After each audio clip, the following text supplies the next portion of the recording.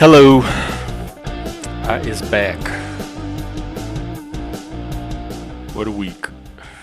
What a long week. What a busy week. It's good to be back. um, hello. Just going to do an open panel today. Daniel Barry, hello to you. Happy Friday. Good to see you as always. I took the day off yesterday. Things just got way too busy. But I'm back. I learned a lot from taking those classes, but I think I've done all I can do. I gotta do my streaming. And I've decided that if it's not job related, like actually working a job or searching for a job, then my time is better spent on the stream, and actual streaming. So that's what I'm doing. There's too much to catch up on. I just want to stream. That's all. I just want to see what happens today. Hey Bex, how are you? This is my little home away from everything, and it's good to be back. I was splitting my focus way too much. Tomorrow, I think Joe and I are gonna do our Nexus thing, so we'll be here for that. Same time, 4 p.m. Eastern, 12 p.m. Central. I'm pretty good. Busy, busy, busy. Today's my first day where I feel like I'm back to normal. So here I am, and I might do a vertical later tonight. So we'll see what happens. It's just an open panel today. I don't have anything to catch up on. No news, no tweets, nothing. Just turn the camera on and interact with the community. That's all I want to do. Yeah, huh?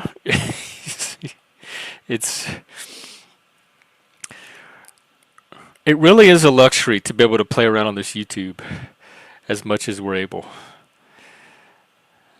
We probably take it for granted, but when actual life begins, it gets put in a different perspective.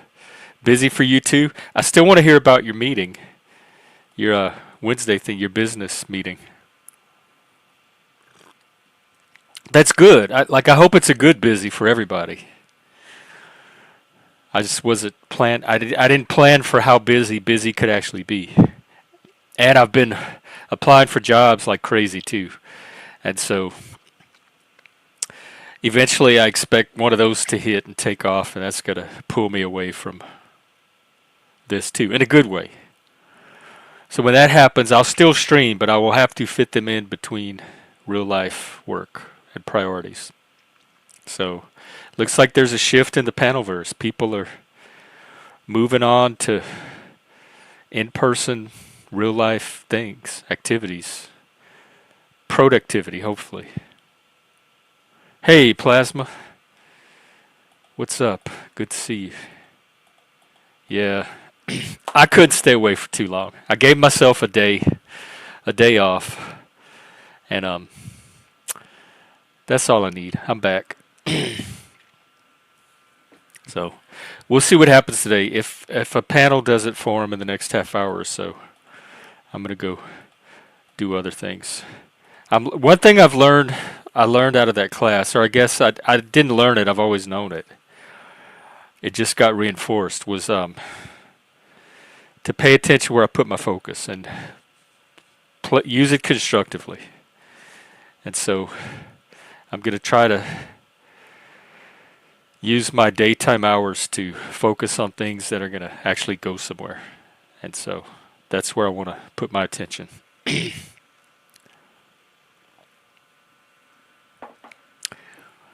I've been doing this. This got kind of thrust on me during COVID, during 2020, and I settled into it very easily.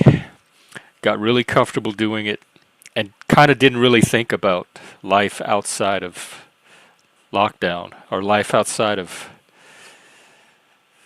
this, staying in my bedroom, playing on the internet. Because before COVID, I didn't spend a lot of time on the internet at all. I had an actual life. I had a job.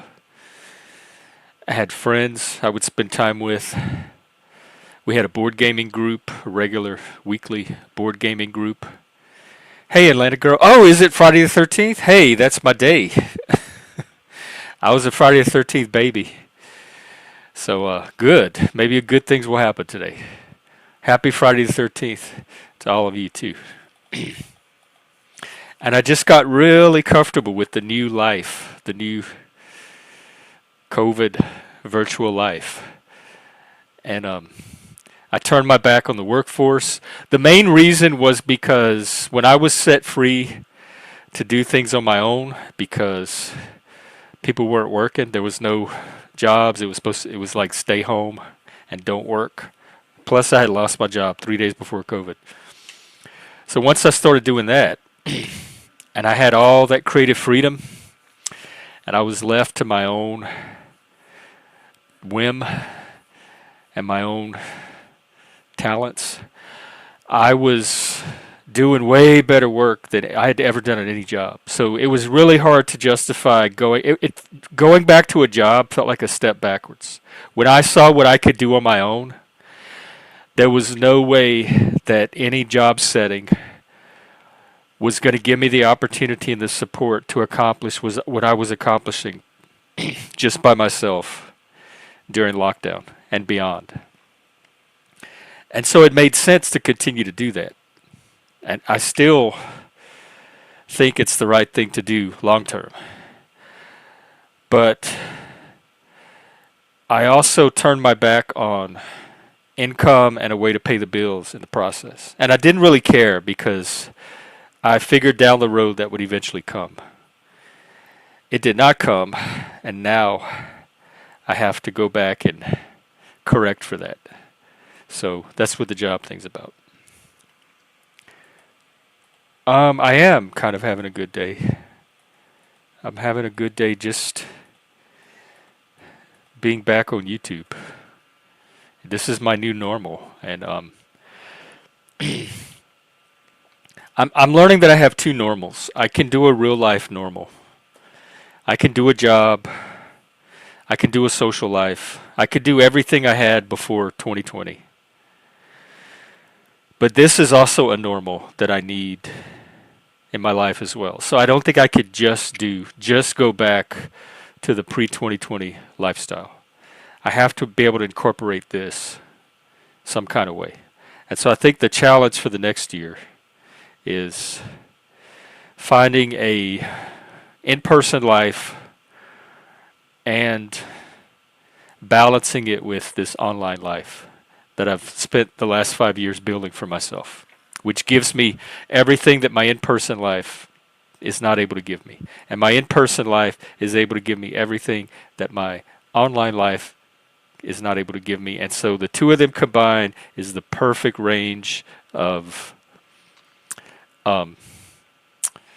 needs being met. I can meet all of my needs. I guess that's what happened during 2020 is it opened up not necessarily new needs,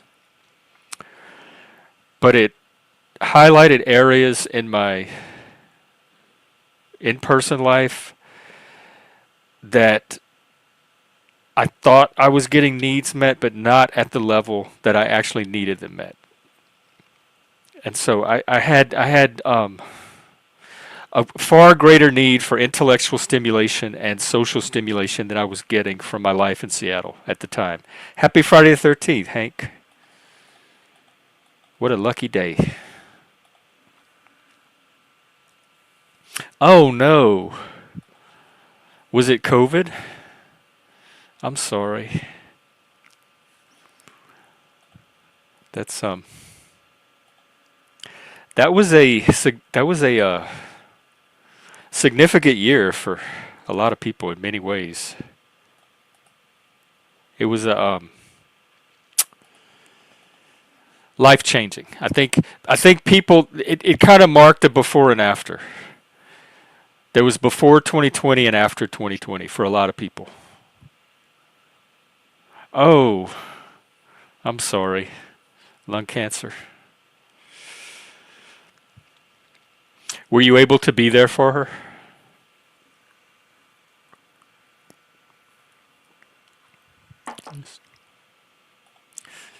That's how. I hate death. I've always hated it. I've hated losing pets. I've hated when classmates died. I lost a few classmates when we were younger. The first one I remember was in the third grade. Shift, hey, how you doing? I was thinking about you the other day for some reason. I was thinking about your merry vibes. It's weird the things you think of when you spend one whole day away from YouTube. Oh, that's good. That's good that you got to be there. I know that it helped me with Mike, the partner that I lost. I'm so grateful that I had those last moments.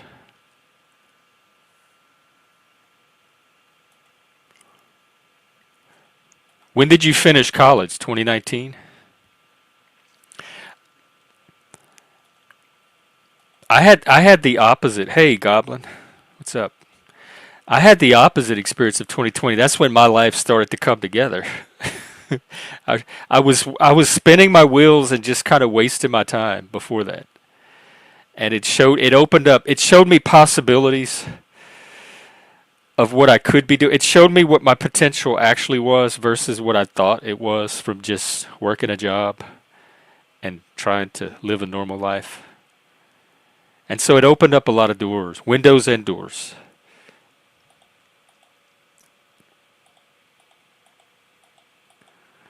Well, what was so bad about the other years? Was that all the job, like the negative job situations?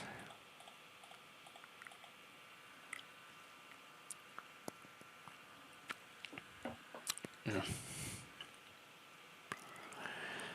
I don't. 2020 taught me a lot, and by 2020 I mean 2020 all the way to 2024, like the last 5 years, because it was all one kind of block of activity.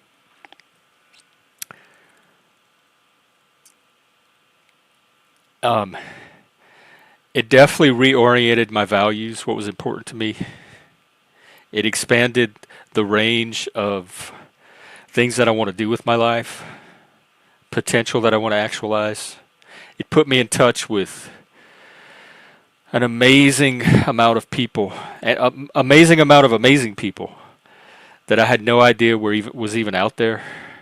And now that I know that, like the type of people that I open my life to and I look for in my life has been expanded. I don't have to just settle for what's around me. I can be a lot more picky and choosy about the community that I build.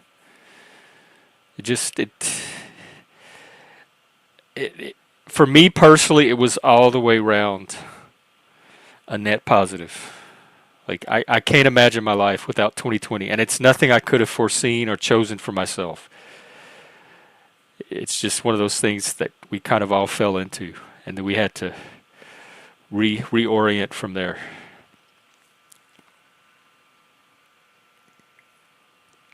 You too, Atlanta girl. I hope your weekend is good. Joe and I will be out tomorrow at the same time, talking about some topic. Joe, what are we going to talk about tomorrow? You want to talk about 2020? I also want to hear your latest updates. By the way, I actually have been putting in applications and resumes. I've sent a few resumes to some recruiting agencies and temp agencies, and I've applied at a lot of local businesses around me. I'm still waiting on my McDonald's interview for the fry station. It looks like that was just a dream. It's not meant to be. If they wanted me, they would have called me by now. So, but that's my strategy, is to just flood the job market with as many applications and resumes as I possibly can. And then eventually, I don't know, one or two or three of them has got to lead to something. Oh, here's a guest, I guess. Mr. Dolbez. Hopefully it's Dolbez. Yes. Hear me? Not working. Oh, you're coming in a little choppy. That's annoying. Um, No, I can hear you now. okay, because I think it's using the right microphone. It says this, and it should be fine. Maybe the cable is a bit. Anyways, What's up? How you been? Oh, you finished with the semester? oh, not at all. Oh, when does It that end? ends. I have 2 exams left. I just finished another exam yesterday, and so 2 out of 4 are finished. And so I have an exam on Monday, and then on Wednesday, and then it's done. Uh, so still 2 more exams. Oh, okay. So like half a week. So what did you learn anything at all? And I want to know about psychology. I've learned a lot, but I've also learned how boring a lot of it is because it's just. Wait, okay, I realized I probably shouldn't use that word, but the only way I can explain it is that it's so autistic, and I hope you understand what I mean. There's just. It's not as interesting the way they teach it in the classes, but the thoughts I myself have are, of course, way better, because my brain always constructs better things than. No, but seriously. Well, okay, it is interesting, but there has not been any piece of information which has made me sort of shocked or shook in the same way that my own journey with psychology have. Uh, Yeah, you might want to manage your expectations. yeah, I didn't expect it to shake you. Maybe stimulate you a little bit. yeah, and that is what it has done, or it is doing. Although it also kind of did the opposite with a lot of classes being voluntary. Uh, so of course I still went through all the lectures, but that also meant that I had a lot more free time where I didn't really care much for it. So it had an opposite effect too. It both stimulated me more, but also less. Do you have your classes for next semester already? Yes, it'll be. What is it? It'll be. Actually, I can bring up my school page or my user page. I mean, okay. I hate how it wants me to verify, even though I haven't changed anything. It should know I'm still the same individual. Oh. Do you have the option to like if you're using the same device to bypass that? I think it's because for exam I had to use my own laptop, and that turned on Oh, it like threw it an everything. application they have which prevents any connectivity with the outside world. So I think it just made me forget. Which, to be fair, it's kind of okay. Like that's the whole point of all of those applications, is to sort of shut you in so you can use your own devices for the exams. But I preferred when they actually had one prepared like that. The first exam, that room had pre-installed desktops you were supposed to use, but this one didn't, so I had to bring my own. Um, but Oh, yeah. but you still have to take it at school. Oh yeah. Sure, of course. Now, what's interesting is that holy shit, they have cool examinations locations. I mean, there's a whole separate building, perhaps like 50 rooms, like 4 floors, a lot of rooms, big halls. It's at the south of town, its whole own area. And then when you get inside the lobby, there's big screens which show all the upcoming exams. It's like an airport in there, and Oh there's my god. telecoms and everything. Like when we sat down, like there were a bunch of announcements over the telecoms. They would go around, check your ID, and make sure you were sitting at the correct place, log you in, make sure that you were on the right application, no cheating, collect everything, all your notes, everything. Like it was Oh my so god. This was for official. psychology class?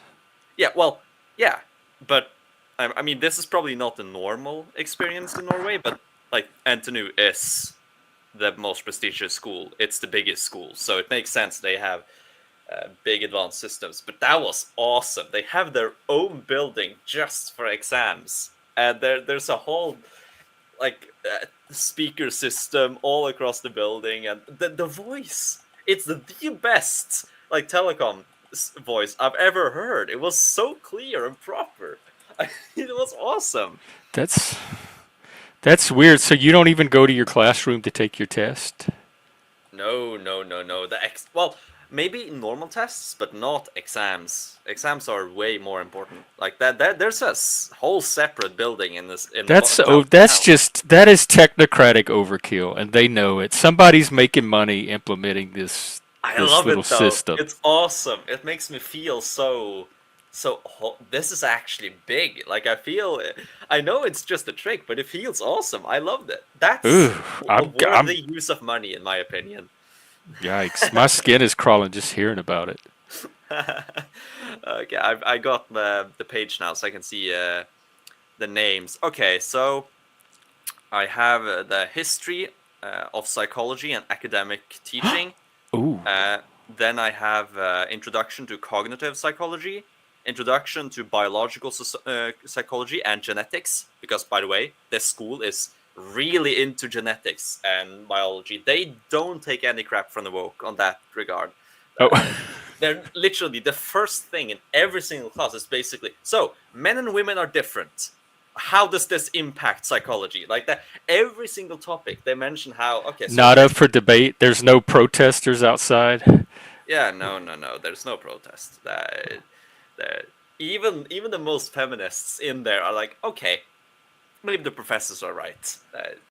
Because it isn't as if they're not leftist. Like most people are leftists in the uni, both teachers and students. But they were like, yeah. So this is women usually score a bit higher on this, men on this. So if you like boys, even like the day after birth, will look longer on mechanical objects. Women on faces. Like it's really intense that there are biological differences. Of course, I did have one very woke lesson. I think I even messaged you on Discord about that or something. But that was a one-off thing. And the funny thing is that for that lecture, the main professor just got someone else to do it because he didn't want to do it himself. It feels like that's something that the state had obligated all unis to do, and so he just got someone else from like another school to do it, which was hilarious. Like the one course where we're taught about gender identity and that stuff. He just brings in someone else to do it for him. What So it's biology, cognitive, the history, History. and Oh, and then there's one more. It's examines, or how do I say it? Examinator. How do you translate that? Examinatorum philosophicum for social sciences or for humanities. So basically, the Western philosophy that is relevant to humanities, and because every course in Norway that's longer than 1 year requires philosophy, and it's Western philosophy mainly. So you go through like Kant, Nietzsche, Voltaire, all the people, and you tend to you have two types. You have those for the STEM and for humanities, and they put a bit of weight differently. But yeah, everyone has to go through philosophy. which philosophers do you think you're gonna study? Marx of the Frankfurt School, the They'll Pomos. probably mention that. Oh, But I can see. Do I see the? Okay, can I see which? They haven't updated the reading list. Do they oh. have? Uh,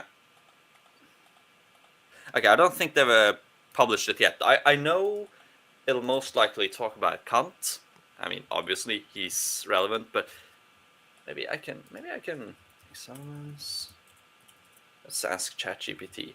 Like, Oh. it's really useful. So let's see. For I vilke filosofer har man om? Let's see what it says. It's searching the web. I love this. And it already, I didn't even put Antonu. It knows it's Antonu. It knows what the textbook is, which I couldn't find. Wow. Can you?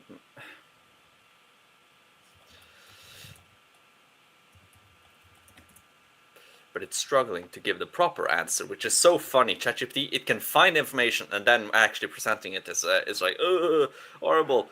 Does it talk to you in Norwegian? Well, I did just input the Norwegian name, and so I just asked Norwegian. But I tend to like English because it's better. But okay, yeah. So Plato, Aristotle, Thomas Hobbes, John Locke, Immanuel Kant, Karl Marx, and Max Weber. Yeah, those are the ones it lists. But I'm Oh, sure there's more. not Nietzsche. Maybe I've heard some people who, because I've been sitting in the library studying with a friend, and I've heard some older years who had it. They were talking about Nietzsche and asking questions and studying, so I'm sure he'll come as well. But this is the list they give. But basically, That's not just too bad for yeah, humanities. yeah, it's West. Well, it this has been part of the core for like decades now. Like my father, when he studied almost 20 years ago, it was all he also had the same thing, and it's pretty key that this is Western philosophy. You can't just focus on the new things. This is to understand the idea history of Europe, our heritage. Well, I can't, I'm a little struck that they left out Descartes and Bacon. Well, I don't have a full list because I don't Oh, actually okay. have yet. This is just what ChatGPT says they will have, but I'm sure there's more because I did. Like, if I was going to lecture on this, I fully agree. Plato, Aristotle, both very important. Although I probably, I don't know, both are very important. But I would add maybe Aquinas. Yeah, yeah, I really like Hobbes and Locke. I think they are really key. But if you're gonna and have maybe those, then you should Rousseau have too. his then you should have his French opposite, Rousseau, because now you're just showing the English side and not the continental. Well, not laws. It's philosophy that's relevant to the humanities. So moral philosophy would be that philosophy. Yeah, moral philosophy, ethics, just general philosophy. Like, and remember, psychology is also a bit of a science. Like, I say a bit of A bit of.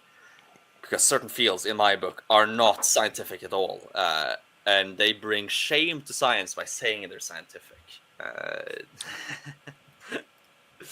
And I think you can guess which tendencies those fields have. No, but yeah, I'm excited. That's the one I'm most excited for because it'll break the monotony of just psychology, psychology, psychology, and I mean I love philosophy, so.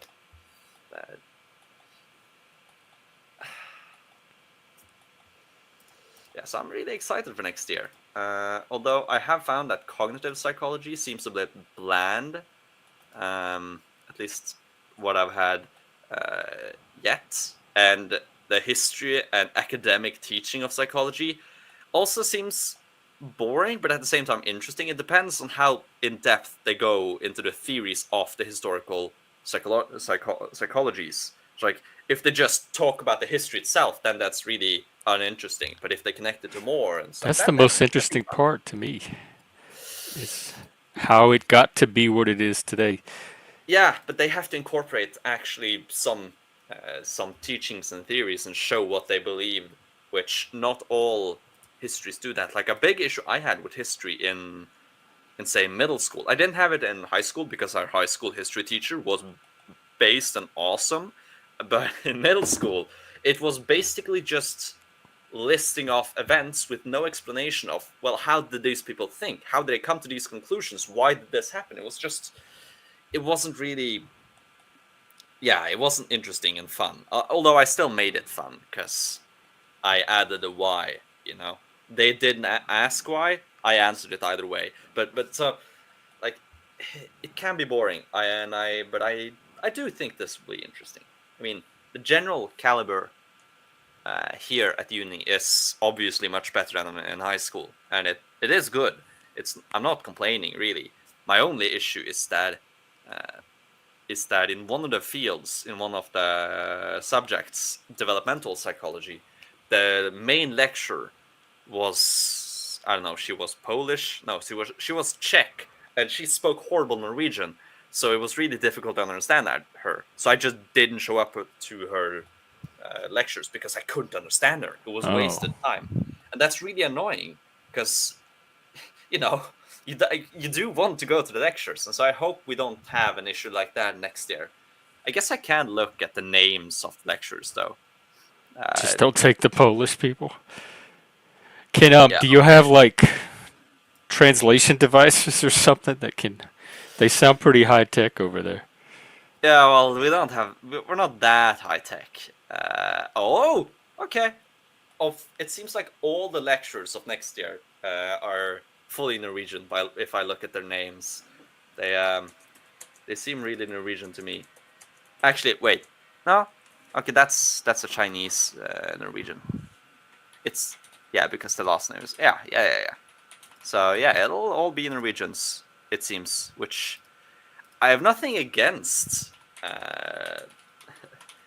foreign lectures. What I am against is me not understanding them. They're here to teach. If they can't, Yeah, you. Well, what did the other students do? You can't be the only one that had that issue. I think probably 20% didn't show up. Ah, And 80% just sat there struggling through it. Uh, which, oh, and to add to the problem, she was the most boring one of all. Like she had no energy, no interest. I remember the first lecture she needed to find some what would we call it trustee students, like students that would make reports on her lectures and how it was going, and other students would contact them to like have complaints about the subject and whatever.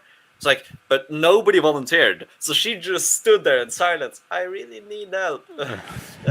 I we need trustee students. If you can sign up, and she just we don't have anybody that wants here. I've to. never heard of that.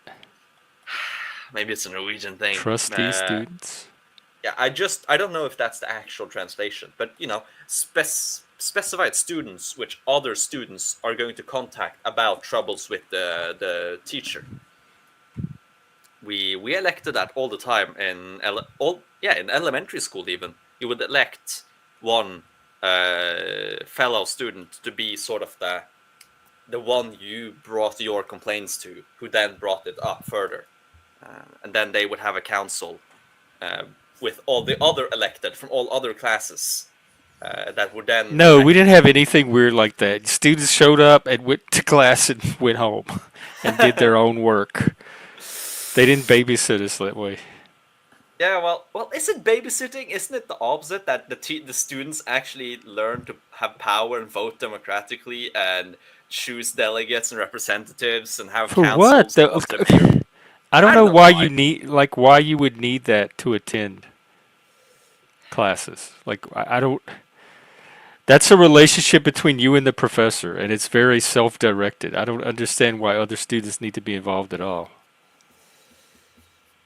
I I do agree with you. We I had don't things really like know student why. union, student government, that kind of stuff, but they weren't specific to individual courses. It was more about like campus life. Yeah. Well, okay. I don't think we have the same level here in university, but in elementary, middle school, and high school, it was very formal, and I guess it was a union, but like I mean a proper trade union uh of the child representatives, the teachers, the mayor, and the parents. Like the parents have their own union to What? bring their complaints about the school system. What do they do? Is it like the PTA? I don't know what the PTA is, but what It's they the do is Parent Teacher Association. The probably, probably except it did involve kids, so the Norway involves their kids in it as well. to a certain extent. And so I don't know. They argue about a lot of stuff about the school, like if we're gonna do a large renovation, how should that do it? Or we have this new directive from the state about bullying. We need to talk about like how we're gonna do that, how we're gonna when and where, or what complaints does this student have, and blah blah. I remember actually in seventh grade, you would be old enough that the student representative, who was then elected leader of the student council, would get to take, I think it was bi-monthly meetings with the mayor and a few other representatives of the school and of the parents. So like it was actually integrated into politics. Like you would just casually have a chat with the mayor. Not that I ever did that because I was really introverted back then, and I was lazy in middle school and high school. But I still met the mayor though, so it's fine. Oh, Uh, but that's true. That's another story. And it was only a handshake, so it's not as if I really met him. But yeah, I do like the concept though, because it is fun electing. And I remember we had one election, like the last election for third year high school. We actually had like a debate and everything. It was really funny because on one side you had this girl, she had prepared a whole speech and everything, and like a lot of lists. She finished, went down, and my friend just goes up. Okay, and like I I want this on my resume. It'll make getting jobs easier. And he won, and everyone voted for oh. him because this actually is good for your resume. Um, Is that why he won, or did he just well, I have think partly better rapport he with the won kids? he won because he's social but not overly extroverted. He has a lot of friends. I mean, my friend group was roughly 25% of the class. So he already had those votes guaranteed. In addition, he was funny. That remark was quite witty. People liked it. And an admittance of selfishness goes a long way because people like people who are openly selfish. They hate people who are secretly selfish. So him being open like that got a lot of votes too. Uh, and yeah, so and I know I'm talking about it as if it's super serious. I mean, it is just 30 people deciding who's going to represent them. It's not that big, but it's still funny that we had a whole debate and everything, which, yeah, uh, I don't know. I'm guessing you do this as well, though, but we do also organize elections in school every time there's an actual election, so we can see the students. Like it's usually the day before the municipal elections or the national elections. All schools in Norway also have an election, so the politicians can see what the next generation thinks. Uh, Oh, I don't remember which if we did that or not. Like fake. Like we may have. I don't know. It seems well, like maybe if we did it at all, it would not have been at the school level. It would have been like in history class or something mm, like that. It would have been like in one class. yeah, no, ours was school, and since I had political science, I was part of the organization. So I helped in counting, I helped in collecting the votes, teaching people how they were gonna vote, and then like, I had already voted like the day before, because that was the first election I got to vote in, and it's kind of funny how the older, wait, basically the newer generation is more extreme both to the left and the right, which is really Yeah, that funny. reflects Yeah, the general levels of polarization but not by much. worldwide. Not by much. If I remember correctly, our school got only 26% to the progressive right party, which is the furthest right mainstream party, and but the municipality got 24%. So it wasn't that far off. But nationally, it was like 20% in the student council, like 18, 19 for the adults. So, but right now they are now the biggest party. So it's looking up. Let's say it's going to be interesting. Yeah. So I like how schools are organized. Like a lot of the actual subjects are bad and the content is mishandled and they do a lot of faults. But the general organization, I do like it, and I like how they involve us kids. Or I guess I'm not a kid anymore, but I like that. It was really fun actually counting votes and being part of it and seeing the results live, and then having the election night at school the next day or something, because we were as a part of political science, they would host a watch party at school with all the political science classes. Like 100 people would sit and watch the election Like live. in the evening? Yeah. In the evening. Oh my God, no! None of us would ever go to school in the evening to watch an election. Well, okay. Let's. Our elections are efficient though. We finished counting pretty early. I think we got like results 3-4 hours after getting there, so before midnight. Still, Yeah, but it was fun. Like it was just friends sitting and chatting and discussing politics, and it's always fun because you will have clear divides, and so there will be a lot of debates. Like, and then we also had presentations. So we got assigned a party, and we would present their politics and talk about it and do a whole night. But like just the debates between the bourgeois and the socialists are amazing. I love it because I think this is probably a Norwegian thing or a Scandinavian thing. I mean, but the right wing is called bourgeois. Like we just straight up calls it bourgeois, and the left is socialist or the people's side. So like left and right is more a not really what you use in actual political talk. You use bourgeois and socialist, and so it's really funny to refer to myself like, yeah, I'm a bourgeois. I vote bourgeoisie. To be fair, I did though. I did vote for the most bourgeois party because the far right is not as bourgeois as the center right, the conservative right, which is what I voted. I do kind of regret it now, but not regret. Honestly, no. My justification back then was I still agree with it because I knew the progressive right was going to win in my municipality. And so instead of having them be too strong, I voted for the center right. So because I do agree with both, I find both agreeable, but would prefer, at least on the local level, for there not to be too much of an imbalance. And so I voted so that the Progressive Party was forced to actually cooperate with the Conservatives. hey Sean, what's up?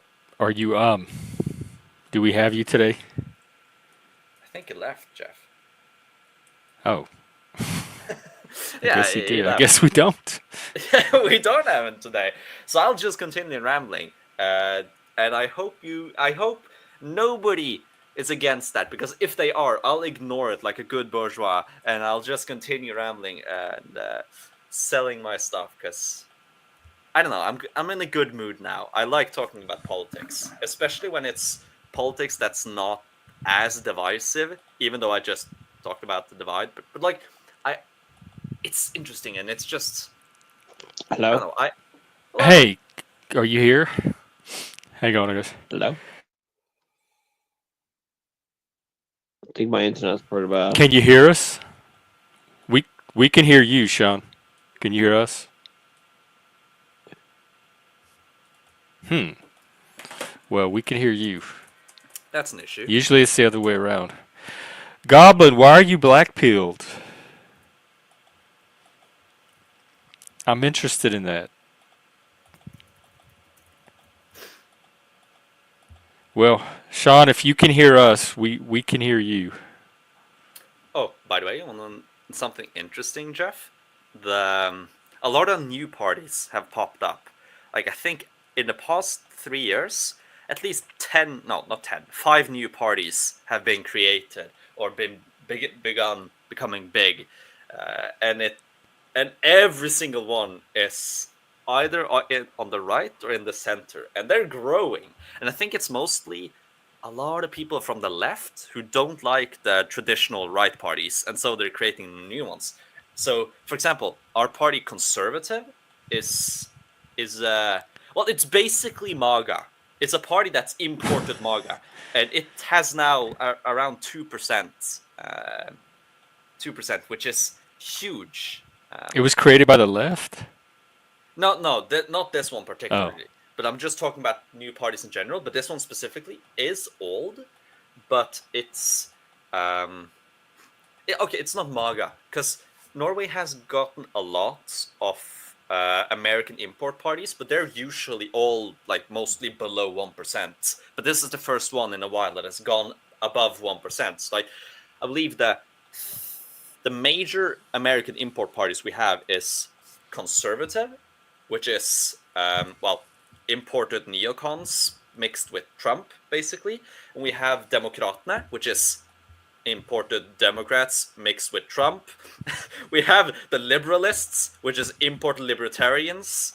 And we have Alliansen, which I have no fucking idea what Alliansen stands for, other than that the guy, during the last election, instead of having debates and speeches, he went in front of Parliament with a fucking sword and just stood there, like posing for the crowds, like with a whole sword. And during the election campaign, he was in Spain on vacation using TikTok to send like, "Yeah, Norway, ooh, Alliansen." So he's called the Norwegian Trump, by the way. So, but I think he's a bit crazier than Trump. Did he get support? Like 2,000 votes. Oh. So minuscule. So what y'all don't have your own politics? You'll have to import ours. Well, do keep in mind that those imported parties in total have maybe 4% of the vote. Although I will say, a lot of our left-wing policies are imported, because like the woke isn't grown here; it's imported there. So like socialist left, that's probably 8%. That's mostly taken from. Well, it's not okay. The socialist left was a part of the old left party, but they split when they had disagreements, because originally left is a classically liberal, small state, individual freedoms party, but then they split because some people there wanted to be more socialist, and so it split into two, left and socialist left. But the socialist left has then been conquered by American woke, so in a way they are an American import party, but the party itself... Well, at least they didn't take from Canada. Yeah, They had at least that. And then what more?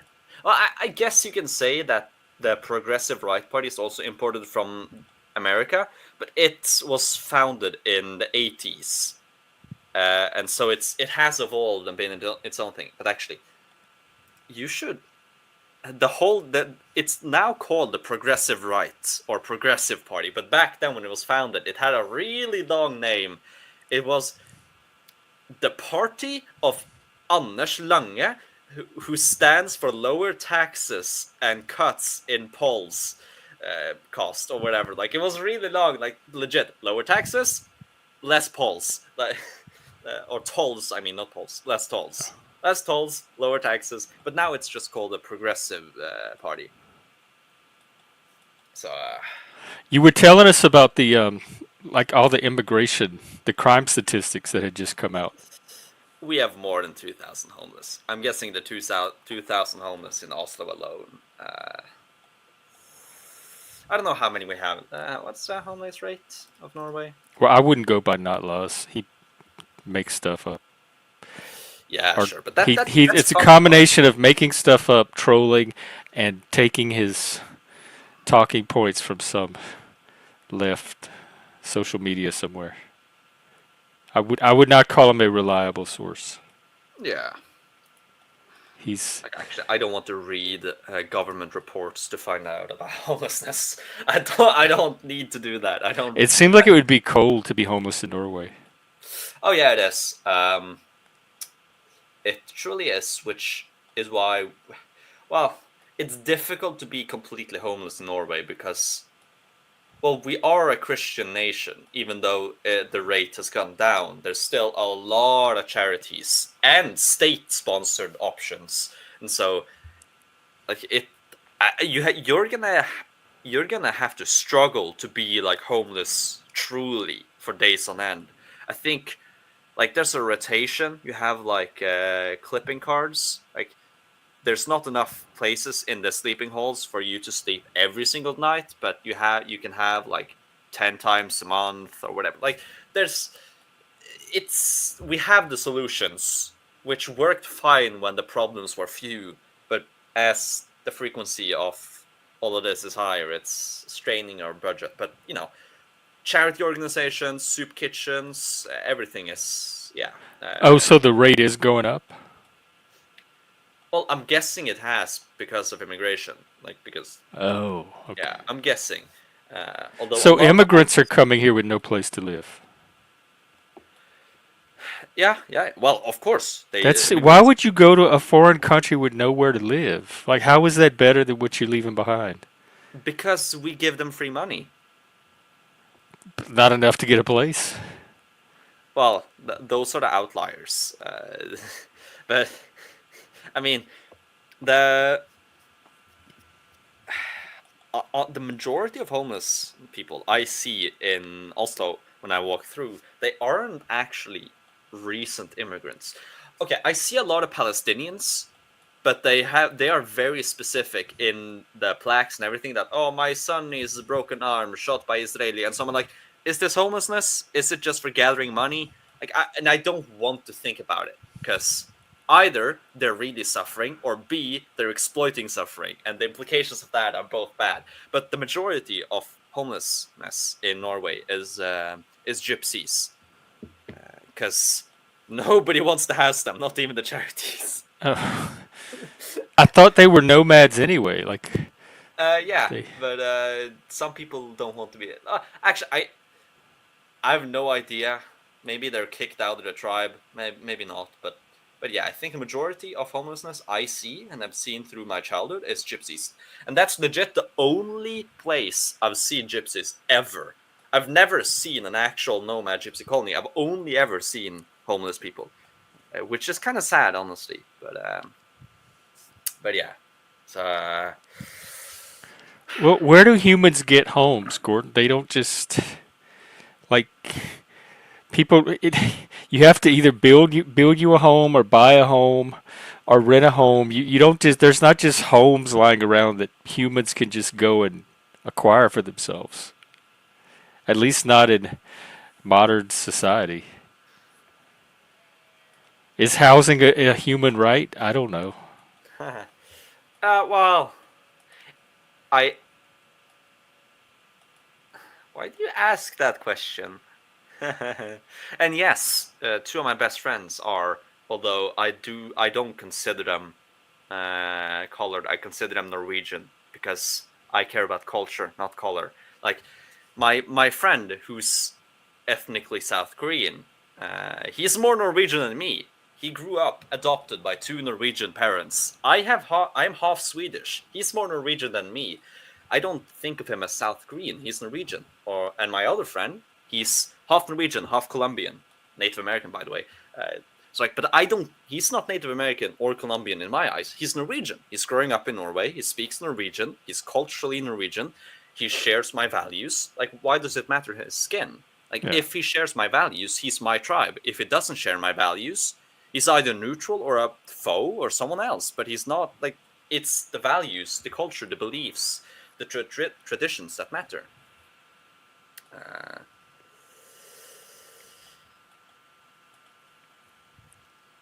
uh-huh. I know that's a cheap shot, but well, we are on the topic Aha. of Norway though. Yeah, uh-huh. uh, Norway's culture though, you know, we have had a whole stream where I talked about Janteloven. But I don't know. I don't feel obligated to provide housing for everybody when they can go out and acquire it for themselves, just like everybody else. They have the same opportunities we do. They could apply for the same jobs I'm applying for. Like people that don't want to participate in society, I don't feel obligated to house them. What are they going to do? Just not be a part of society and just sit in a building that we give them and disrupt it for everybody else? I will say though, you know, I am Norwegian. I do like the welfare state and that we provide for those that cannot provide for themselves. So, like, ideally, if society was able to without hurting the average person, I would gladly make sure that everyone can have a place to live, everyone can have some sort of luxury. But that is the issue with the Nordic model, with our welfare states, is that it only works if the culture is united and homogenous. If it is united and homogenous, it works really well. People have great lives, they have high wages, a lot of opportunities, and they are among the happiest on earth. If it isn't homogenous, since the system is based on trust, it gets exploited too high. Hell, like it's insane how much money you can leech out of a welfare state. If Yeah. What about a universal basic income? Would that provide basic housing for everybody? well, depends. Depends on how much. And I mean, that's too. I guess that's too socialist for a lot of Norwegians, because Norwegians are socialist, but we're not that socialist. Like Well, how is everyone. that different? They get to get the house on their own instead of having it provided for them. Well, the difference is that it's sort of you get it when you need it and not always. Which there's a lot of debate about that. I don't know where I stand. I would rather just have our society become high trust again. We don't have to tear down our systems. We just have to remove the issues hurting our systems. So like I would rather do that than try to just change the welfare state entirely to UBI. Um, but like I can see the merits of that. I can see the merits, although yeah, it's better than negative income tax at least. But a big issue with Norway is that, for example, if you are hurt, if you break a bone, and you can't work, the state will. You can go to like the state welfare office, apply for uh, damaged joblessness or whatever, and you can basically just get paid 3K a month for until you heal. And in a high trust society, that works because they heal, they get to stay safe, stay consumers, get back to work, they begin earning money again, and then maybe over the span of 2 years of tax paying, they they pay it back, and it works. But when people never get off their support, it's an issue. Like if you look at statistics of the average immigrant, this was in Denmark, but it's the same system. Like it's called the Nordic model. So data from Norway, Sweden, and Denmark can be used basically interchangeably. Same issue, same people, same system. There, the average immigrant each year is $40K net negative every single year, and not a single year in their entire lifetime are they a net provider to society. Like that's what I mean by leech Yeah, off. it's the free rider problem. What do you do about that?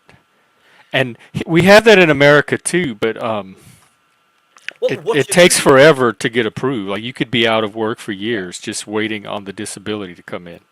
yeah, we have the opposite issue. We approve way too easily. Like our issue is that our you need a culture to balance this. The culture is made that you should get to work. You should help others. You should not be a leech on society. If you're hurt, you make sure that you heal properly, but when you're healed, get back to work again. Pay your taxes, help people. Like do some free labor from time to time if you That want. seems hard to guarantee. Like how does culture guarantee that that's going to have that effect? I honestly don't know, but it has generally has. Like the Nordic model survived fine for decades, and not even like not just fine. It survived wonderfully. So it's it can work. Well, And I what's think causing it not to work then? immigrants. Ah, so it's different culture. Yes, exactly. I mean, Well, I keep going back to why does Norway keep letting them in? You said it's because y'all are too nice. yes, we are too nice. It's a big issue. I mean, just look like how you've probably seen the like the Mel Gibson documentary about our prisons, how it's so nice. We have the best prisons on earth. You have a PlayStation 4 and everything. I didn't know that, Look, but by the way, okay, at least Norway and Scandinavia in general have luxury prisons. Like the prisons are better than where I live currently. More luxury, you get library access, you get free why? education. Because in a high trust society, our reincarceration rate was minuscule. When people did criminal acts, they never did it again, basically. Our system, in a high trust society where we have very few criminals to begin with, we can dedicate a lot of But resources. how? And Even that, even if that's true, how does that justify giving them these cushy prisons?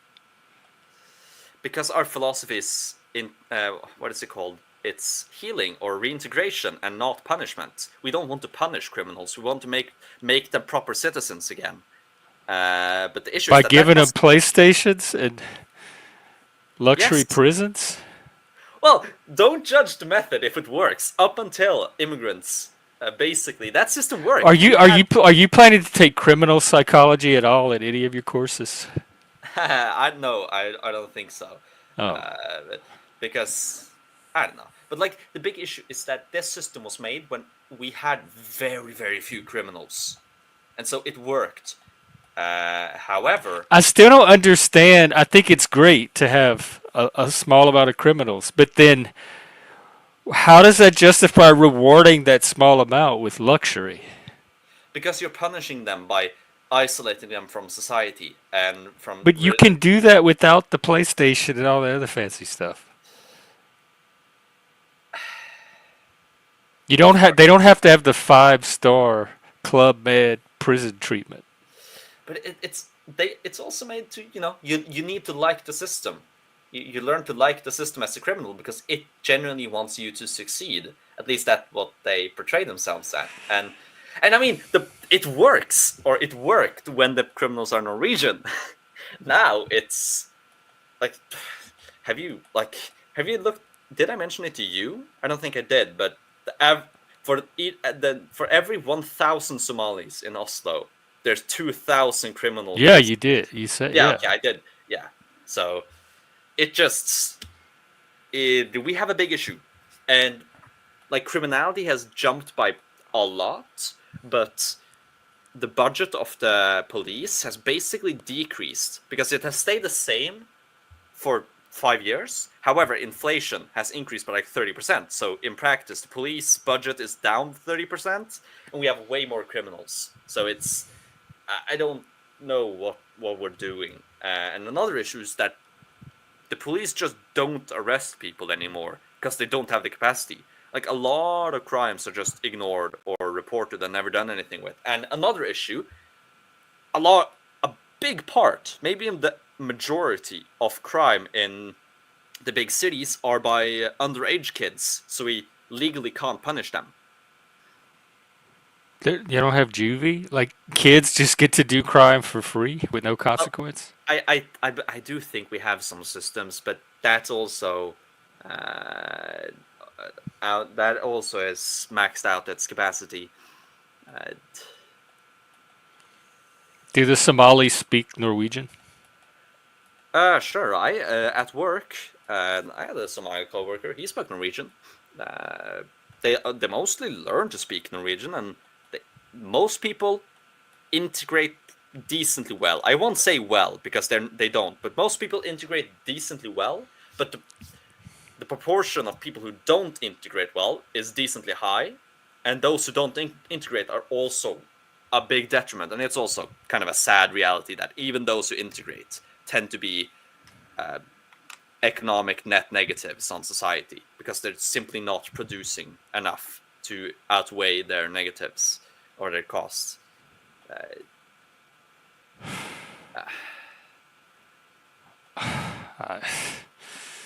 Wow. I don't know what the solution is other than to stop taking them in. Yeah, well, Denmark has begun a proposal of remigration to give 200K to every immigrant willing to move out and back home, which when they're willing to give 200K to every single individual moving out, that's how you know that if that is considered economical, then you know it's oh boy. Wow.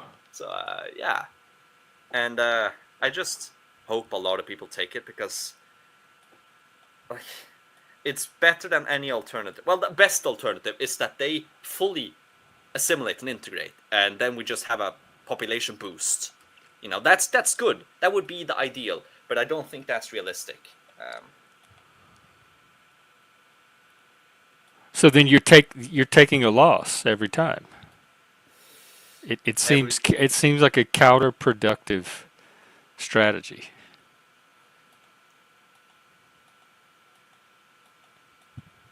Yeah, it is pretty counterproductive. it hasn't worked. And I mean, I know What's the I know. pay? Like, what are they getting out of it? They just get to feel like good people. I mean, that was the I original hope it's mission. worth it. Well, the original idea was that, these people are suffering. Let's bring them in so they don't suffer anymore. Like, we need to help them. We're so rich and prosperous. Like, we can But now sacrifice you're this. suffering. Yeah, and I mean, I am complaining, but don't get me wrong. Norway is still one of the best countries to live in. Like, it's still good here. I don't need to be afraid of walking out in the streets. I don't need to be afraid of ever going homeless.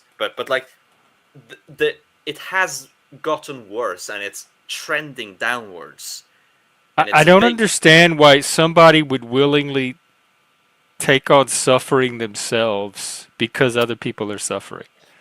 It must be said though that a lot of the immigrant legislation came out of Brussels, out of the EU, and not any sovereign national assembly.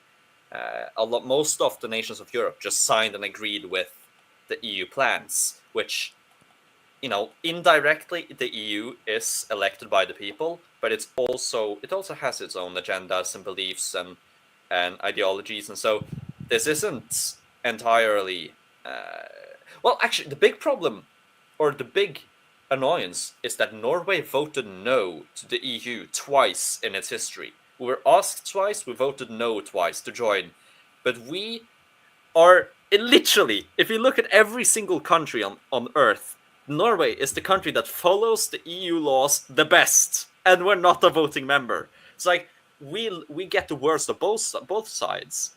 Okay, sure, we have independence, but we still follow everything they say, but we are not able to vote in there. It's like, if we're going to follow everything they say, why not get the vote and actually get a say in what's going on? But Yeah. no, we decide to stay independent, but still follow everything. And so that's a whole host of issues. But So do y'all have the option to not follow them anymore? we have the option. We don't have the parties willing to do so, because maybe I'm gonna be conspiratorial here, but did you ever wonder how the leader of NATO, the chief secretary of NATO, whatever it's called, is Norwegian? There's a heavy Norwegian politician to the EU I and don't NATO even know who it pipeline, is, honestly. I'm looking him up Jens now. Stoltenberg. He's a good guy, but I mean, it's it's really hilarious when they say that. Oh no, we're Mark not. Rutte? Okay. Oh, so it's wait. He's Dutch. that's the former Dutch Secretary prime minister. General. Yeah, there here. That's a better example. So the former secretary was a Norwegian who, before he became that, was a Norwegian prime minister. Now Mark Rutte, he was a former Dutch prime minister. Like, all these leaders of political parties and prime ministers of Europe, there's a pipeline directly from there into NATO and the EU. They just finish off and go to the EU or NATO. And so they are disincentivized from going against the EU and NATO because that's their future jobs. Um, but Are are they elected? How does someone end up as Secretary General? Is that the highest position? yes, How does somebody end up doing that? I don't know how, Let's but see. it's the fact that they've elected two prime ministers in a row is kind of funny. But yeah, no, I don't know how, and I'm sure they're gonna do a good job. But it's like, Selection. Here we go. There is no formal process for selecting the Secretary General. The members of NATO traditionally reach a consensus on who should serve next. It takes place often through informal diplomatic channels, but it can still become contentious. So they just kind of agree on side. their own without any kind of formal process. Yeah, it's and another issue is that most main primary European parties are all collaborating, and so there's basically a few big parties that dominate all of Europe that just have different expressions across the continent. And so, Well, like, every single one so far has been a white guy. So an old white yeah, guy. I well, don't know if this is that's a NATO. conspiracy. Come on, this is NATO. It's white Europeans and white Americans. What would you expect? Yeah, no. So, further to my point, like, even though people are horrible, electricity prices used to be roughly like 4 krones per, I don't remember the unit. Now, in some areas of Norway, it's up to 300 krones per unit, from 4 to 300, and so. And yes, I do like my Ukrainians. So far, they have not caused any issues. They So they they can seem stay. they seem like nice people. They seem to be educating and trying to get a job. I see them walking around, enjoying our parks. So yeah, I am proud of that, and I'm proud of them, honestly. But Those yeah, Somalis, I tell you.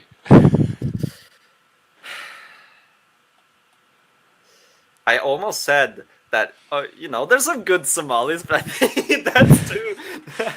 No, but like seriously, my wish, I hope we can resolve this by them actually integrating him, being allowed to stay as productive members of society.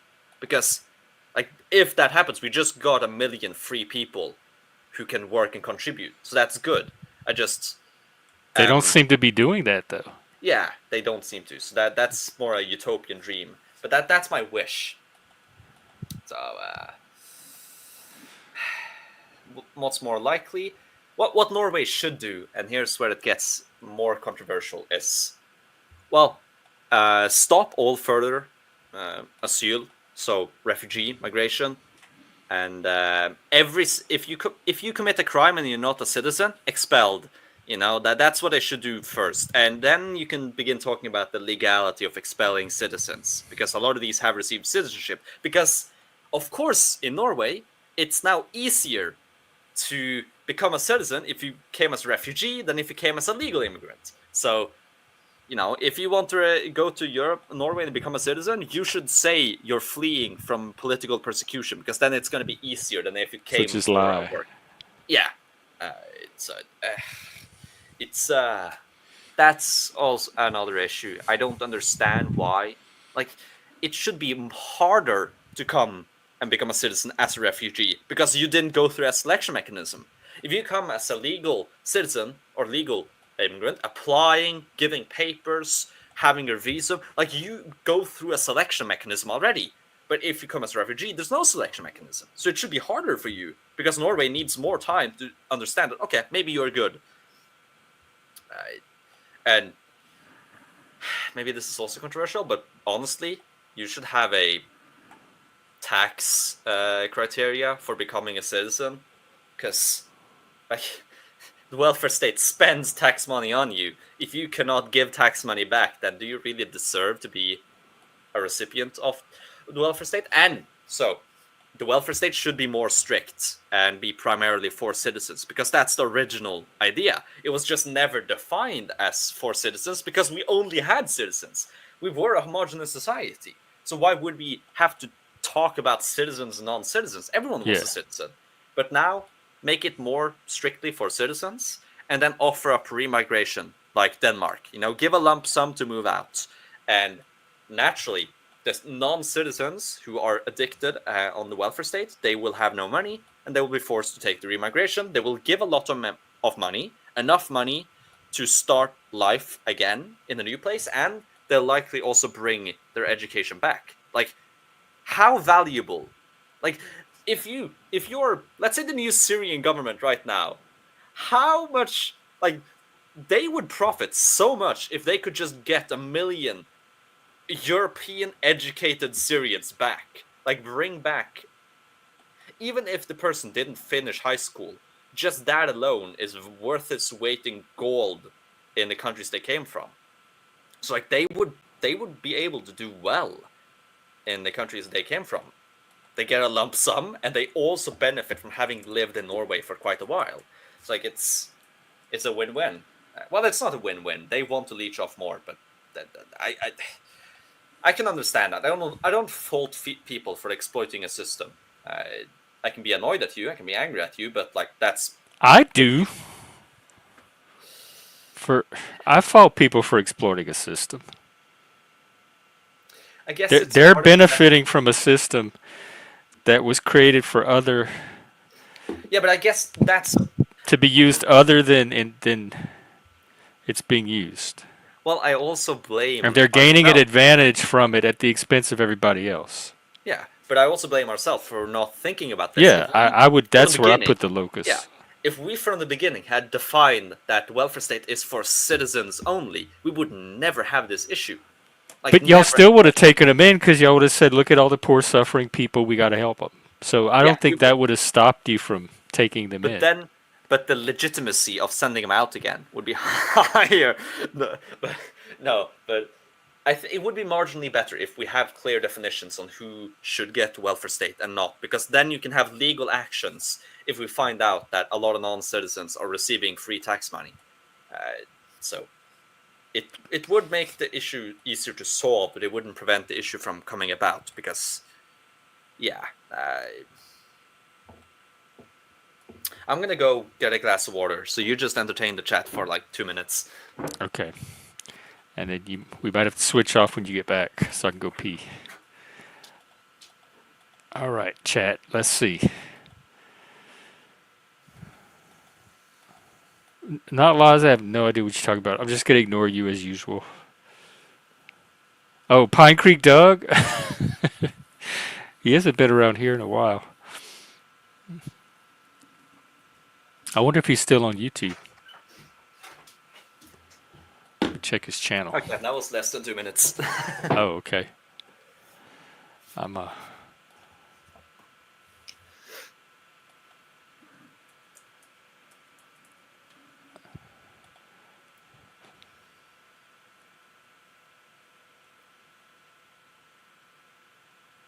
hang on. I'm looking up.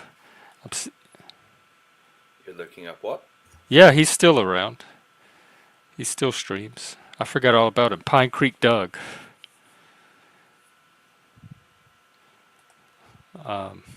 Who's Angry Snowman? Oh no! Did not laws come from Barney? Is he one of our refugee immigrants? Can we send him back? what sort of free benefits are we giving him? No, this is a perfect example. Well, actually, I did get a video game, so I can't. And I do get super chats. So he does have tax. What is it? He has tax ability. He has Yeah. ability to contribute to the Yeah, channel. he's a net positive to the. Yeah, I guess yeah, he to is. the He is a society. net positive.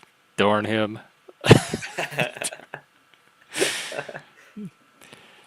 Oh. It seems like Barney streams a lot. He's always streaming. He's doing that vertical thing. Yeah, how did that go actually? When you're walking about in the city, how do you even stream like that? Like, how do you I keep up just with hold my chat? How do phone you? like this. Yeah, but like, how do you feel? Like, do you just ramble on Uh-huh. alone? Like, do you talk to chat? Like, what's on? What's going on? Yeah, when I can see the comments, I do. Sometimes Mm. it's too bright to see the screen. I remember. It has to have been a year ago because it was summer, but well, maybe in spring you were out walking the same. That's the last time I saw the outside of what, Washington. Were you in Washington then?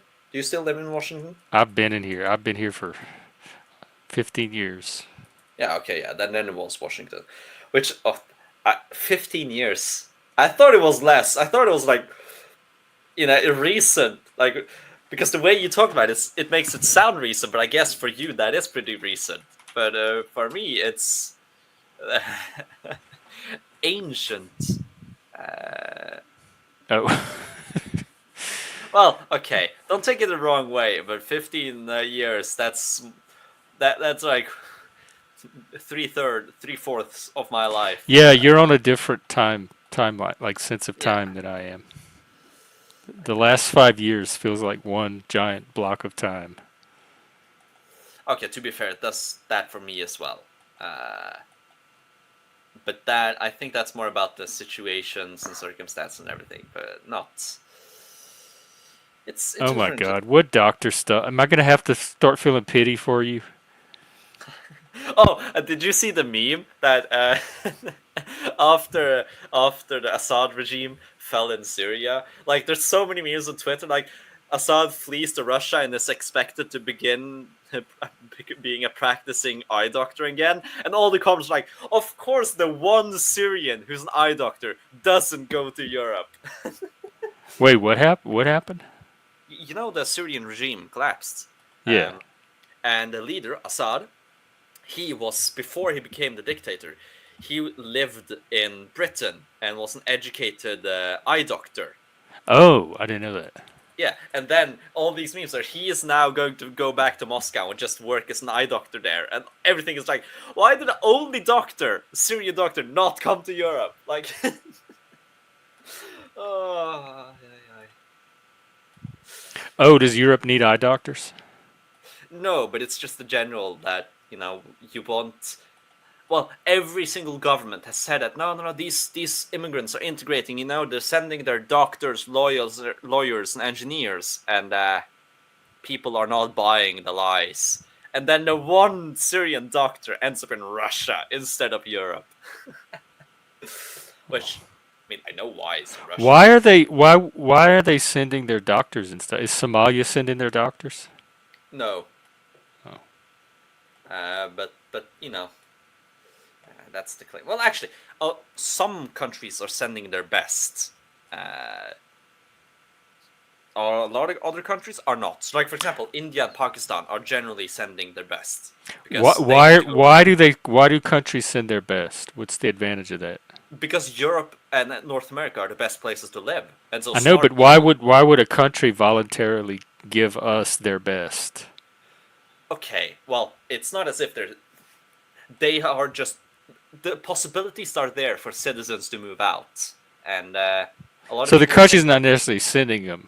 No, They're just not stopping them from leaving. yeah. Which, I mean, if you want to be a humanitarian society, they don't like to keep their people in, and so a lot of the people who are smart will go to Europe. At least a lot from Asia. I know a lot of Filipinos tend to go to America because of historical connections, but a lot of the rest of Asia tends to go to Europe. Again, because of historical connections. But since that's through legal means, they are usually people coming to study in the universities or open up businesses or whatever. So we import, like, there's a brain drain from Asia into North America and Europe. And then we have that in Louisiana too. Yeah. Well, you're stealing our brains. Well, okay, it is actually us pushing that, but Europe also has a brain drain because smart Asians come to Europe, smart Europeans come to North America because starting businesses in Europe is getting worse and worse with all the regulations and taxes and everything. Like, Norway is losing billions in tax revenue every single year because all the rich people are fleeing. Not all, but a high proportion. So, like, a lot of our entrepreneurs are going to America because it's so much easier to start a business there. And so there's a heavy brain drain, and that's so sad because, I mean, That's Norway's fault. Y'all could change it is. that. Yeah, well, we tried, but the mainstream right, the conservative right, is too slow to fix issues, and so even with 8 years, the coming socialist government can just reverse it. But I think it's going to change now because, well, it won't be the socialists in power. It won't be the conservative right. It'll be the progressive right. So I think it'll be better. I hope it'll be better because I want my nation to succeed. I really hope that Norway can fix its tax code, fix its useless regulations and annoyances, fix its electricity prices, and get all of these Norwegian entrepreneurs to come back. Because every single one, when interviewed, is that Norway as a culture, as a people, as a society, is the best place to live. But it's impossible to start a business here. Like, they all want to live in Norway. It's not as if even if they move to America, they are still patriotic to Norway. They love Norway. They want to live there. Like, that's the experience with every single one when talking about it. However, it's impossible for them to follow their ambitions in Norway. And so there's a fight between their love for the motherland and ambition. And in a lot of people, ambition wins. And in the people where love wins, their businesses go bankrupt because it's impossible. And so it's a large issue. But if we fix this, I'm sure that you would have a like all of these would come back. Like for example, Kahoot, one of the biggest Norwegian breakthroughs in a while, it just fled to America. Like Kahoot for almost became the biggest teaching tool in all of the world right before the pandemic because that shitted things. But then it just it has to move to America because it just can't survive here or everything else. And then of course our electricity prices makes it so that it's just not possible to have a profitable business. Like we have to pay so high wages to our workers and you have to pay such high taxes that the only way for a business, Norwegian business manufacturing, to be competitive is that we can have insanely low electricity prices. But right now, due to politics, we have the same electricity prices as Europe, and so we're not competitive anymore. Which is so it's I don't understand it. Why are our prices set by Germany? Like Norway sells its electricity on equal footing to Norwegian citizens companies, but also to German citizens companies. So we have to pay for the German demand.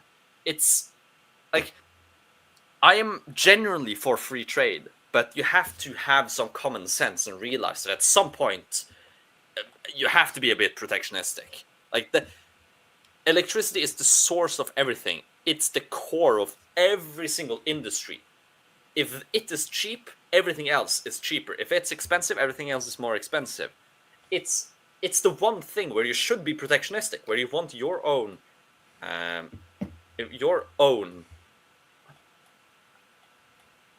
I don't want to read that. Where your own businesses to do so much better. Like that's one of the reasons Norway was so rich. Not only did we have some of the highest wages on earth, we also have some of the lowest electricity prices on earth, which meant that everything was super cheap. Individuals were paying super little to heat up their homes. We had so much money. It's like the average Norwegian, the average lower class, lower middle in Norway was equivalent to upper middle in America, because the combination of high wages and low electricity prices. But now that's no longer the case. Which is, Because of Germany? Well, not Germany. Because of EU trade deals. So Norway had, it's called the ACER agreement. I know Sweden is also suffering from it. It's that Norway and Sweden produce a lot of electricity, more than we need. And so we have built cables to Britain, to Germany, to Denmark to sell our electricity. Because especially Germany, they are reliant on things like wind power. And so when there's no wind, they have no electricity. And so they have to import. And those cables mean that they can import from Norway. That's fine and sure, okay. But the issue now is that, the way they structured it is that Norway has 5 electricity zones. Germany has 1. That's how splintered up Norway is. And in that zone, you can bet on electricity prices. I don't understand the system entirely, but basically, in each zone, it's separate. So some areas of Norway are wildly poorer than others when it comes to electricity prices. But then, because we're connected to Germany, they also have a right to buy Norwegian prices, Norwegian electricity, and they can bet highly. So if they're willing to pay a high price to get electricity, everyone else got to pay that price as well. Because I think the highest bidder is the one who decides the general price. I don't understand the system entirely, but the big issue is that Norwegians now have to comply with German demand. So if we were just a bit protectionistic, like first sell to Norwegian sector, then to everyone else. Let Norwegians compete first, then everyone else. It would basically do the same thing. It would be slightly more expensive to Germany, but it would be insanely cheaper for Norway. And I mean, that's a fair trade. Well, why don't they? Politics. Because you have to be we have to be nice to our friends in Germany. Yeah, but But like, It sounds like Norway takes a lot of pain upon themselves for the sake of other people. I don't know if yes, that's sadomasochism or self-sacrifice. It doesn't sound very Viking either. savior's complex. So it is the only benefit a psychological payoff. Yeah, well, they will say that, oh yeah, this will also give cheaper electricity to us, but it definitely hasn't. Uh, so yeah, no. Norway has a lot of issues. We're It sounds too. like it. They need a good therapist. No, we do. Uh, so basically, what has happened with Norway is that the Norwegian spirit is basically between the Vikings and the Christians, and the Christians have had way too much dominance for the past centuries. So, like, we've had none of that actual vitality and energy since World War One. None of that, and so we're suffering. We're just too nice for our own good. We don't want to take the hard decisions. We want to be friends with everybody. And I That's mean, sad.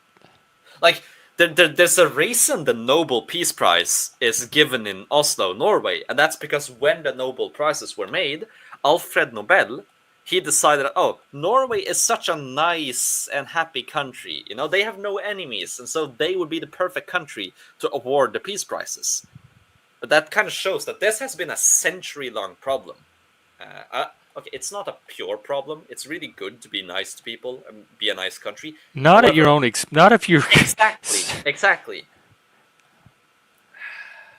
it's like pathological compassion. It's kind of disturbing to watch actually.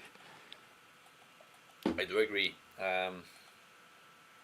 I definitely think Norway should become more Norwegian again, because they have in Norway. There's in Norwegian culture.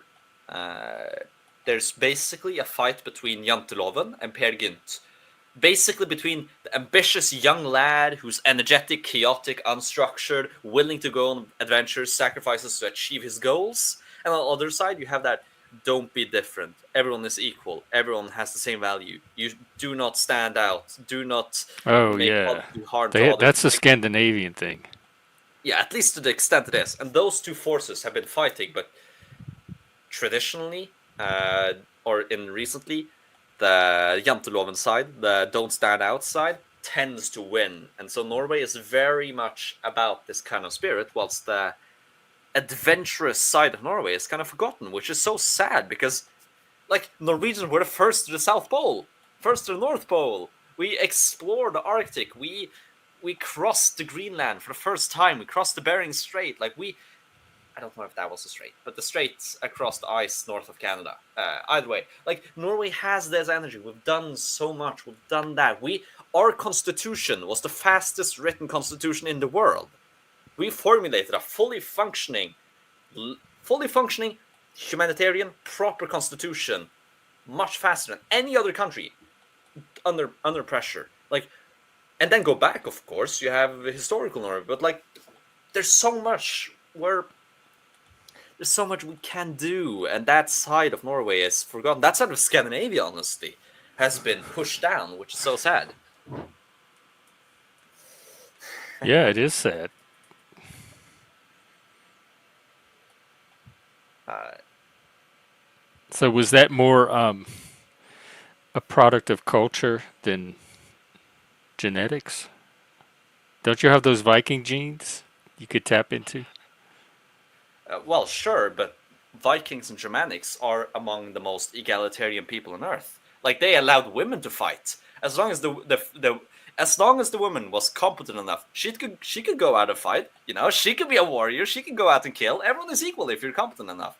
Like, they could get burials. They could get divorces. They, like, literally, the legality of divorce was better during the Viking Age. I'm not saying female rights were better in total, because I do think that they were much better under Christianity, but like, Viking culture is, or Germanic culture is, very egalitarian, very compassionate, very free labor for the Are you community. sure about? I've been watching some World War I and II documentaries. Yeah, well, that's sort of the dual side of Germanic people. It's both, but Hey, maybe no, I won't comment on that. No, there were a lot of issues Not actually. not not altruism to the point of stupidity. Not like Norway's doing. No, I'm glad that's not in my DNA. And I'm Cajun American. Don't forget that. I got.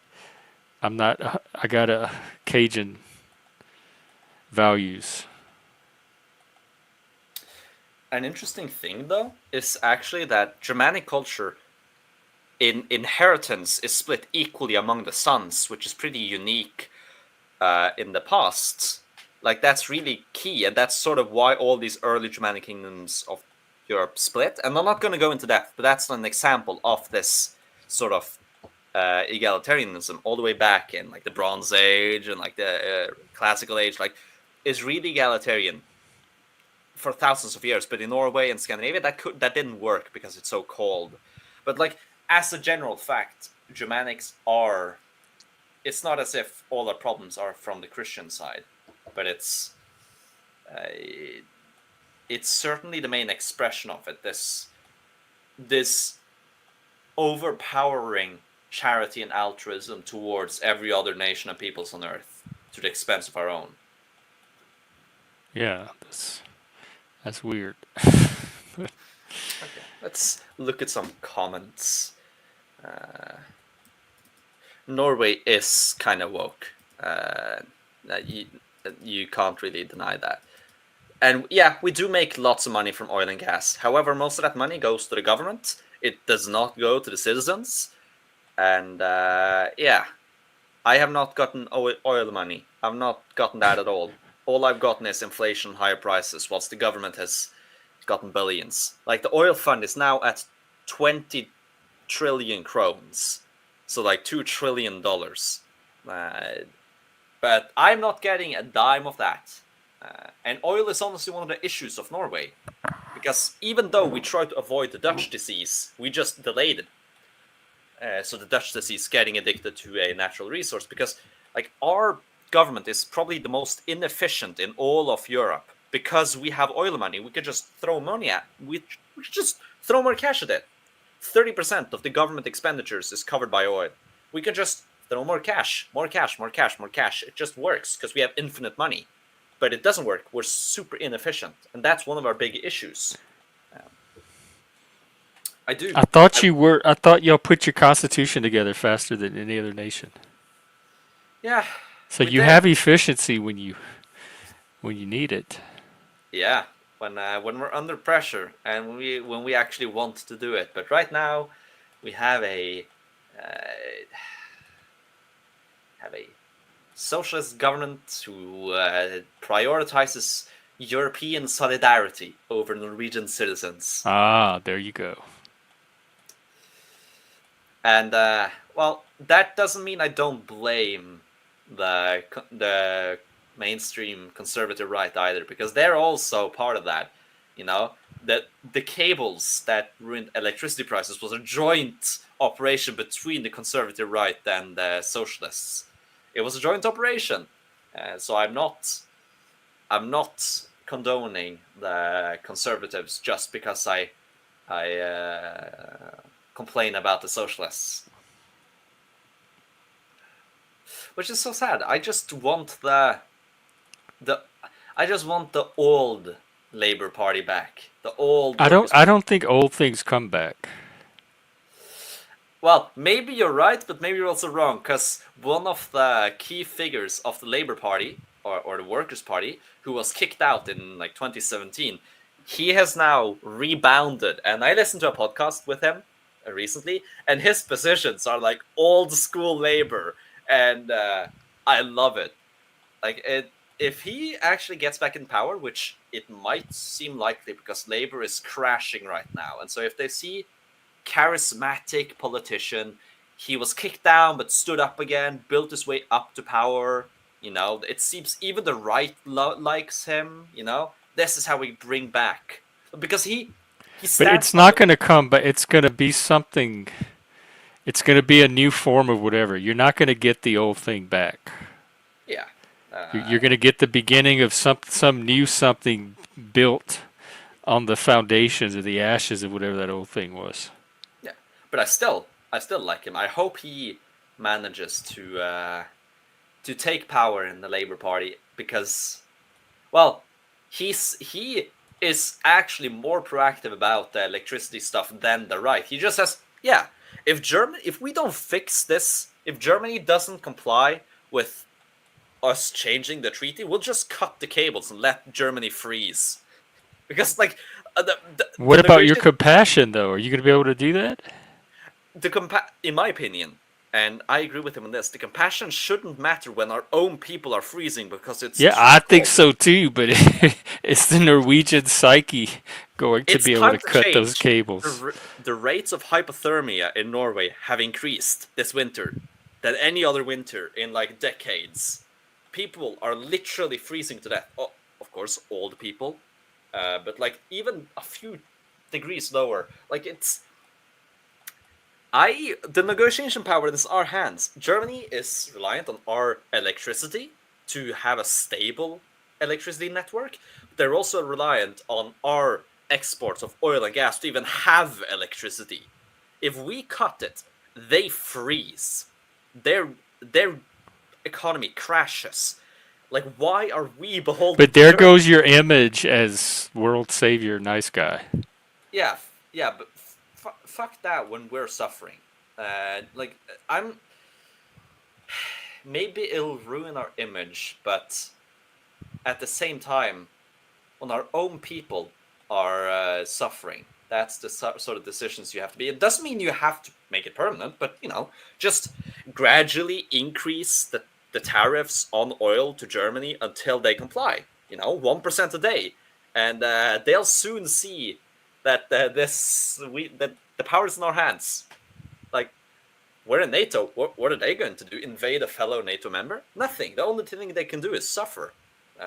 So, like, why are we beholden to that? Why, like, even for Europe in general, the majority of oil to Europe comes from Norway. We supply like 30% of all electricity, either directly or through oil, to an entire continent of Europe. Do you understand that if there was any other country than Norway, how much would we exploit that? Like, yeah. It's ludicrous to expect us to not. Yeah, I think y'all are way too nice. Yeah. Like, I don't actually know if it's 30% or whatever, but I know it's a decently high percentage. I know it's interconnected, but at the same time, when it got more interconnected with the cables, and we're suffering because of that. What we need is pretty easy, honestly, to solve this issue. We just make it so that the electricity companies in Norway have to compete in Norway first before exporting out. Germany still gets what they want, which is stability when it doesn't blow, when there's no wind. That's what they want. They still get that. The electricity is still available to them. It'll probably likely be a bit more expensive, but not much. That's all they want. That's all that it's needed. And we get cheap prices again, which we have had. Yeah, I know they have, but what does that matter? What does that matter if they're reliant on our oil for that industry, our electricity for their heating? It's not as if they can just... do you really think that Denmark and Sweden would stop exports to Norway because Germany is cold? Like, Denmark and Sweden would stop exports to their literal brother nation because Germany is cold? And same with Britain. Our main trading party in Europe is Denmark, Sweden, and the UK. Then comes Germany, I believe, and then the rest, then America and China and everything.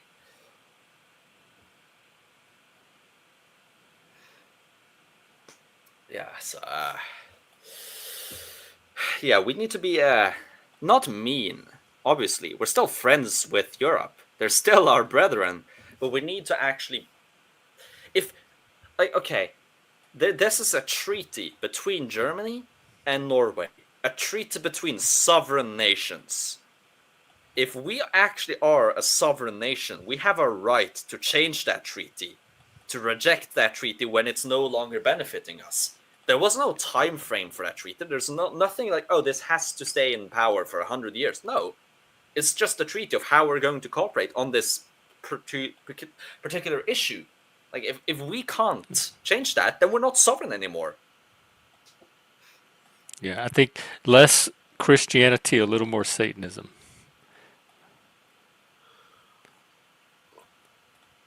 Yeah. Well, wait, Satanism? Well, y'all need something. That Christianity is fucking y'all up. Yeah, we need. I hope we actually do better, because that's the thing I'm scared about, is that the right so far seems to be able to diagnose the issues properly, but can they actually, one, do they have good solutions, and B, do they have the stop B one and B no A, do they have good solution do they have good solutions, and B, do they have the stomach to actually go through with those solutions? Because like, okay, sure, the solution would be to threaten Germany or to be a bit rough with Germany to fix the treaty, but does the government actually have the stomach to do that, or does it have the balls? Depends on. Well, it needs both: a stomach to accept the suffering of Germans for that period, and the balls to actually be a bit threatening. Do they have that? Norway's not in the is it not that And you're not, not in the I'm not EU or saying NATO? What's the I'm. one? Yeah, they're not part of the EU. They just Norway's moved out. not part of the EU. Yeah, and like, not lost. I'm not saying out of the EOS, the European Economic Zone, which is the special agreement between Norway and EU. No, that's not what I'm saying. I'm saying this specific treaty, the Acer Treaty, which is pretty recent, pretty new, like 2019 or something, which is the one thing that's fucking up our electricity. That should be changed completely. That is has to change. I'm not against the EOS, the European Economic Zone. I'm not against that. I am for that. But I am against the Acer Treaty. And I think any logical person who agrees that a nation should care about his own people first will agree that the Acer Treaty is disproportionately in favor of Germans and not Norwegians.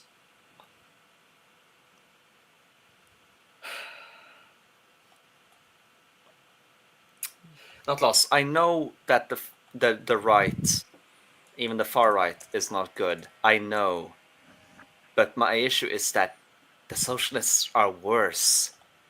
The socialists they have caused the majority of the problems we have. They are the cause. I'm sorry, but I love the welfare state that was founded back in the 50s and 40s by the socialist governments. I love that. I am a supporter of that. I like the labor laws they've put in place. I like the protections. I'm in support of trade unions, although I have very harsh opinions about the current Norwegian system. You know, break the trade union monopoly. But aside from that, I am in support of trade unions. I am. I am a Norwegian. I have a lot of socialist views by Norwegian standards. I could ramble about all my socialist. I'm sure even me mentioning I'm heavily in favor of trade unions as a concept is probably making a lot of Americans shiver. But that doesn't change the fact that a big problem in Norway is the problems. Big problem. The problems of Norway are to a large extent caused by the socialists and, to be fair, the conservatives. Those two are so center right to the left. Those are the issues. They have caused these problems. I'm sorry. And so I in no universe am I going to vote for the left, especially as they want to go further left economically than I'm in support of. And their cultural politics, I am heavily against. Their international politics, I'm heavily against. Not heavily, somewhat against. I'm just. It's natural for me to lean right. Sorry, that's my only option. Well, it's not the only option, but yeah.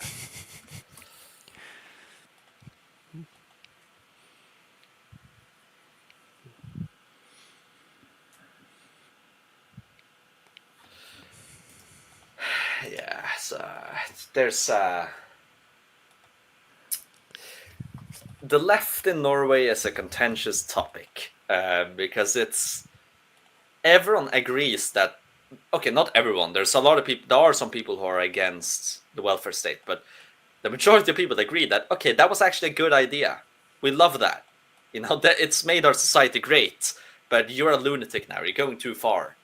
We already had this in the 80s. After 30 years of socialist governance, where they controlled basically everything, you had a single decade of the right wing controlling the majority, and they basically fixed issues. They just revamped everything, changed it, and made it efficient again. Like, this has happened before. The left has put in place things, they've gone corrupt, they've ruined their own progress, they have made it worse, the right gets in, and then they fix it, and then, you have the normal back and forth. Like, we've had it before. I think it can happen again.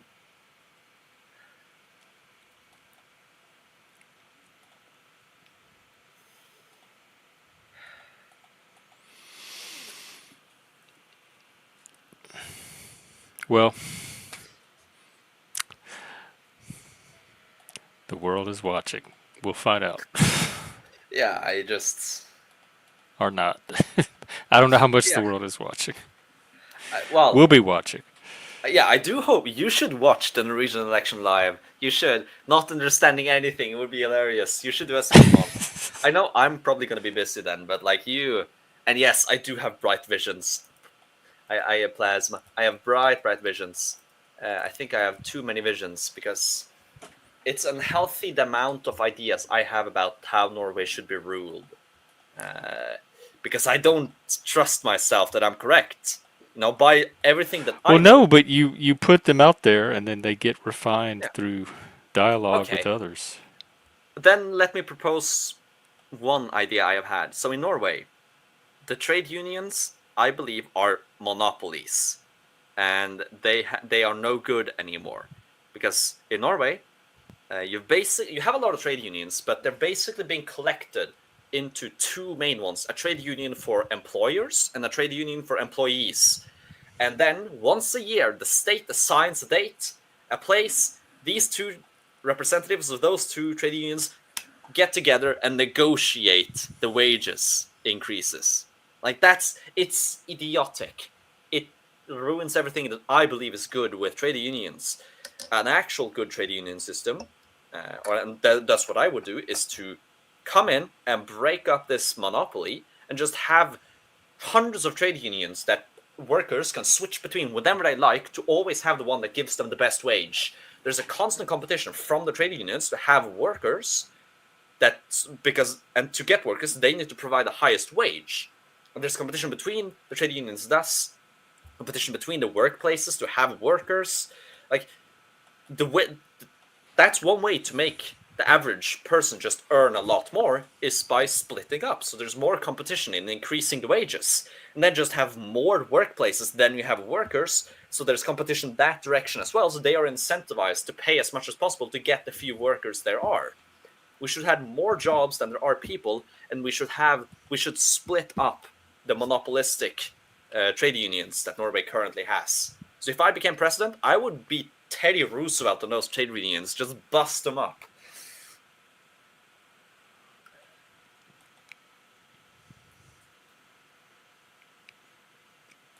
Or are there politicians running on that?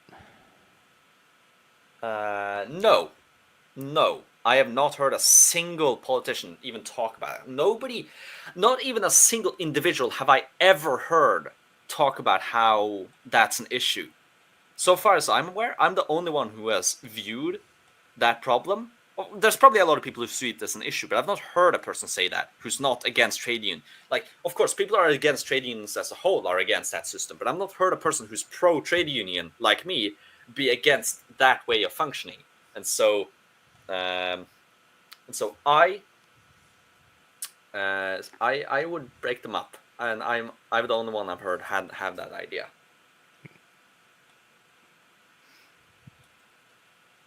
What do you mean fight against neoliberal capitalism? What are you talking about?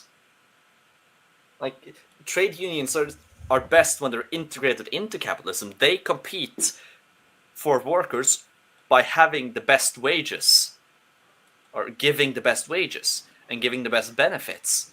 And trade unions that can't give this collapse.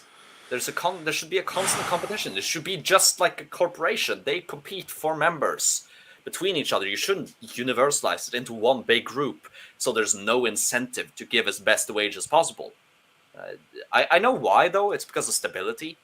Because if you had single trade unions just constantly going on strikes all over the place, like that wouldn't be good for the stability of the country. But at the same time, maybe it's worth it if the wages actually become much better. Because the real wages in Norway have not increased. So, Jeff, if we okay, question for you. You're gonna guess a number. So from 2008 until the present, if we adjusted by inflation, how much do you think the average Norwegian wage has increased by? I wouldn't even know how to start answering that. I don't know numbers. Guess, just guess. 10%. I don't know. I'm 0.6%. randomly throwing out a number. 0.6%. When adjusted for inflation, the average Norwegian wage since 2008 has increased by 0.6%. What is the U.S. increase or the rest of the world? Okay, let's see. I'm just gonna ask ChatGPT because I'm too lazy to search. So I'm just gonna trust it's correct. What's that average U.S. wage increase since 2008? See, it's searching for me.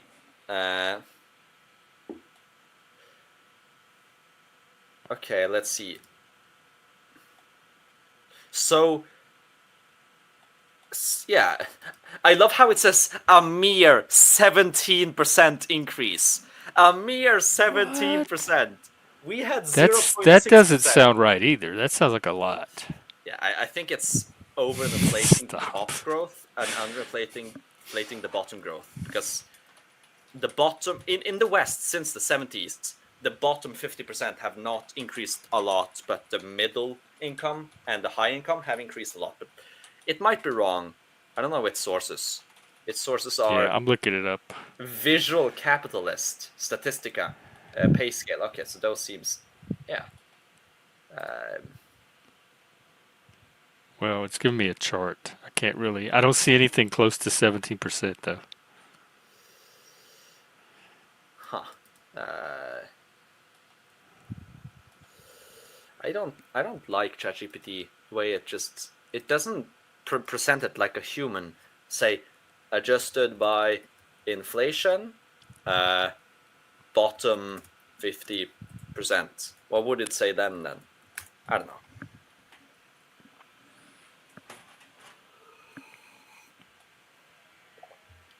Now it... Wait, seriously? Okay, this doesn't seem right. Yeah, it just says between 2008 and 2024, real wages growth for the bottom 50% of US income earners has been modest, with notable variations over time.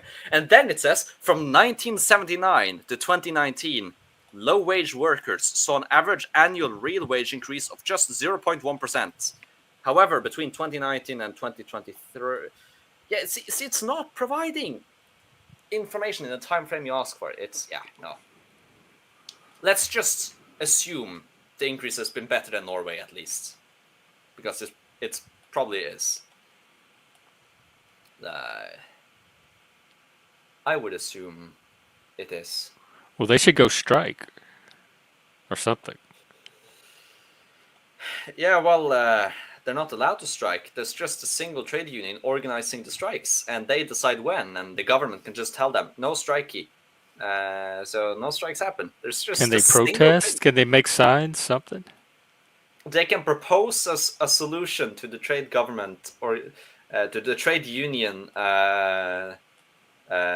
board or whatever, that we want to strike, we want to do this and that, and maybe it happens, maybe it doesn't. Yeah. I know that a lot of pilots were out in strike. Teachers are constantly out in strike, but it's like scheduled. You already know, like months ahead. Oh yeah, in January of this year, half of all teachers are gonna strike. It's yeah. I mean, Norway's weird. I love hearing about it because it yeah, makes me feel more optimistic about the U.S. yeah. It's strikes are meant to hurt the economy. That's sort of the whole reason they are effective, because, well, the only bargaining chip a worker has is his labor. If he removes that, the economies suffer. I honestly don't know why they don't make their own trade union. I think maybe there's some government laws that you can't strike without permission, and there's special, and only those big trade unions have the permission from the government to organize strikes. I think it's convoluted, like, because you have to remember that the Workers' Party, the Norwegian Socialist Party, the Labour Party, it is basically in the pocket of the trade union or opposite or whatever. Like, they're the same. They're the same organization, same leaders, same people, generally same ideology, and so the government and the trade unions are buddies. They love each other. It tends to be, and then it's the same for the conservative. So the trade union of the employers and the conservative right, they're also buddies. And so both trade unions, major trade unions, are just in the pockets of the government. They're just an extension of the government, which is so stupid because trade unions are meant to be in opposition to the corporations and the government. They're meant to be able to stand against society to push their members well. But in Norway, they're the same. Like, it's really funny, but also a bit sad.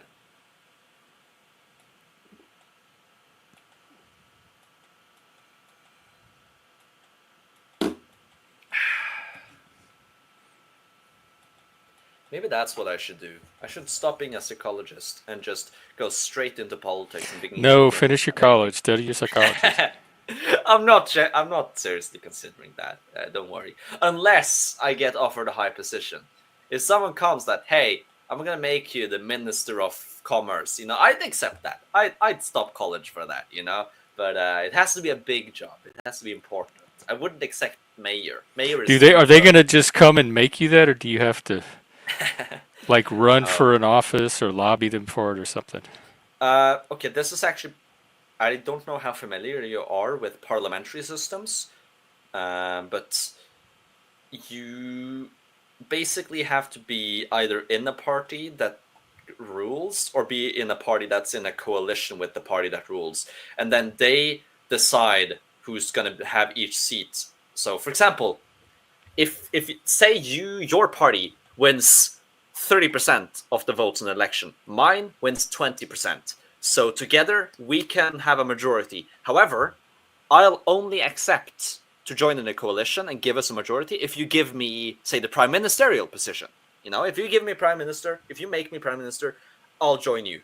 So it's still your side that has the bargaining power, the biggest one, but you can't do anything without me, and so you concede, give me the position. So a lot of these positions are granted out as concessions, and traditionally it tends to be that the largest party get prime minister, the second largest gets minister of finance, and the third generally gets minister of education, I believe. Are you in a party? No, I am too dissatisfied with most parties. Okay. So probably no minister of finance. Yeah, probably not. Although, never say never. But, I mean, if, why would I settle for that when I can, prime minister, go higher? No, but seriously, Would you need to be in a party for that too? Yes. So at the very least, you better get you a party. Yeah, but I can't, I'm not, none of the mainstream parties are actually something I believe in. They have too many issues that I find. Of course, on the left, too socialist. A lot of the far right, too little socialists. And also too extreme. A lot of the center right, it's in the pocket of globalists. Like, it's intelligent economically to a certain extent, but it's just, yeah, no, I don't like them. And then the progressive right, they're also kind of the same issue, and I just disagree on too many problems. Some areas they don't go extreme enough. Other areas they're too extreme, and so if I had to get a party that I fully agree with, I would have to form it myself, which I'm not actually. That's not an impossibility, but it does mean that if ever I enter politics, it gotta be later and not now, like in years when I actually want to, because I'm not gonna be that person that says, "Oh, I don't want political power. I don't want power." You would drag me through shit and muck before I step into office. No, no, I would like power. Why wouldn't I? I have visions for how things should be and could be, but I'm also lazy, and I also have other ambitions. I don't see any necessary drive to be a politician right now. But I'm not gonna say I'm not attracted to the power, because that would be a lie. I've seen for example, Matt Walsh. He, I rarely watch his videos, but he had a video like yesterday where he was accused of wanting to become the governor of Tennessee, and he's like, "No, I would never. Like, I hate the idea of being a politician and running for governor. It's horrible. I would never do it. I would rather have needles into my skin or whatever." And I'm like, I wouldn't be opposed to being in government, but I wouldn't be it's not as if I need to either.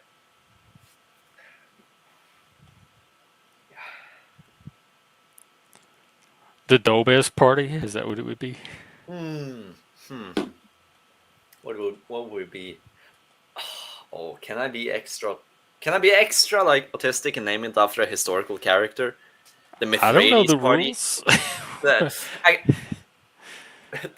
I don't never know, started a party in Norway. Yeah. Okay, you need to have a party plan, and you need to get 6,000 signatures. And after that, that's all you need, and then you can stand for election. So you just need 6,000 signatures. I would support you if you have one of those 6,000 people subscribe to my channel at the same time. We could do a joint campaign. Then I'd have an audience that doesn't speak English. Yeah, well, if anything, I would not call it the Doll Bros. I don't think I would involve Dolbus at all. I'm already discouraged. Because the thing is, I want to have a layer of anonymity between my online self and my sort Well, of. good luck with that if you start a party. Yeah, but the thing is, like, of course, people can already find the connection between. And I'm not Dolbus taking these and videos my name. down. There's too many of them. Yeah, but like, people, of course, can find the connection, but they have to go out of their way to do it. It's not as But if they do. They will. They do for politicians all the time. I don't care about that. I don't care if they go out of their way. I just don't want it to be blatantly that, oh, Dolbus is me, but I'm fine if there's a connection. Oh, okay. I'm fine with that. Well, I can't really not be fine because it's already a connection. Like, if you can already find me. It's just a few clicks and you can find who I am and my phone number. Oh, wow. I actually did an experiment. Like, I wanted to see how easily I can track down my real name, and so it took 2 open websites.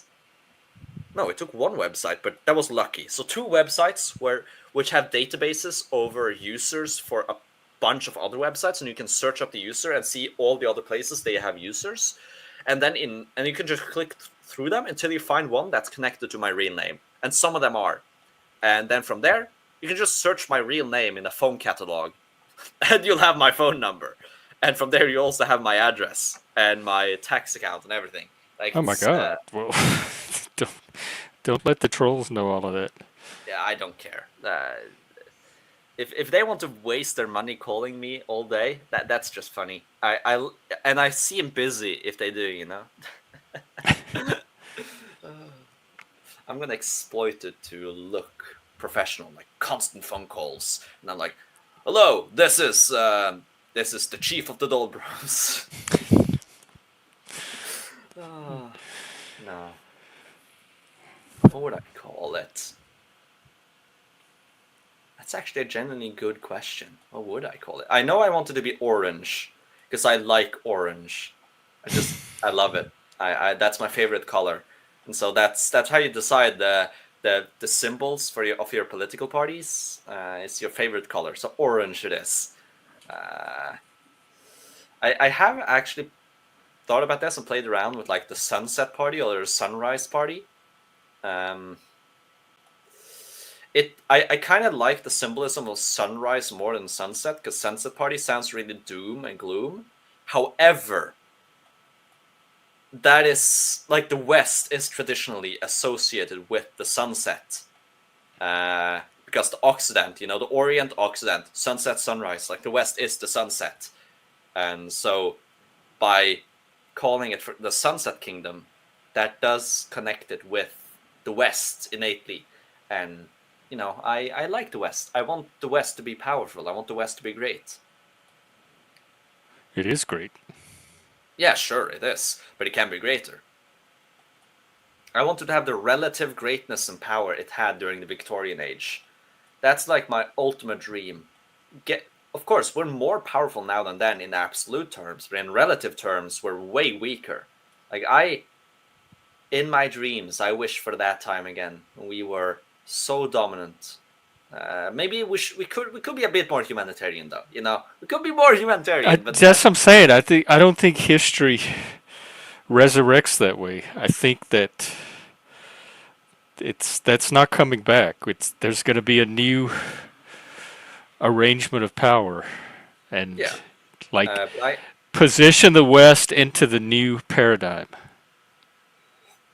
It may not be a paradigm of one culture being dominant. If yeah, I see what you mean, and I do agree. History progresses, and we can't obsess with the past. We still got to learn from it. I mean, we're not going to lose the West. Certainly, it's yeah. always going to be here. But Some doomers are gonna say we are gonna lose the West, but those are a bit pessimistic for me.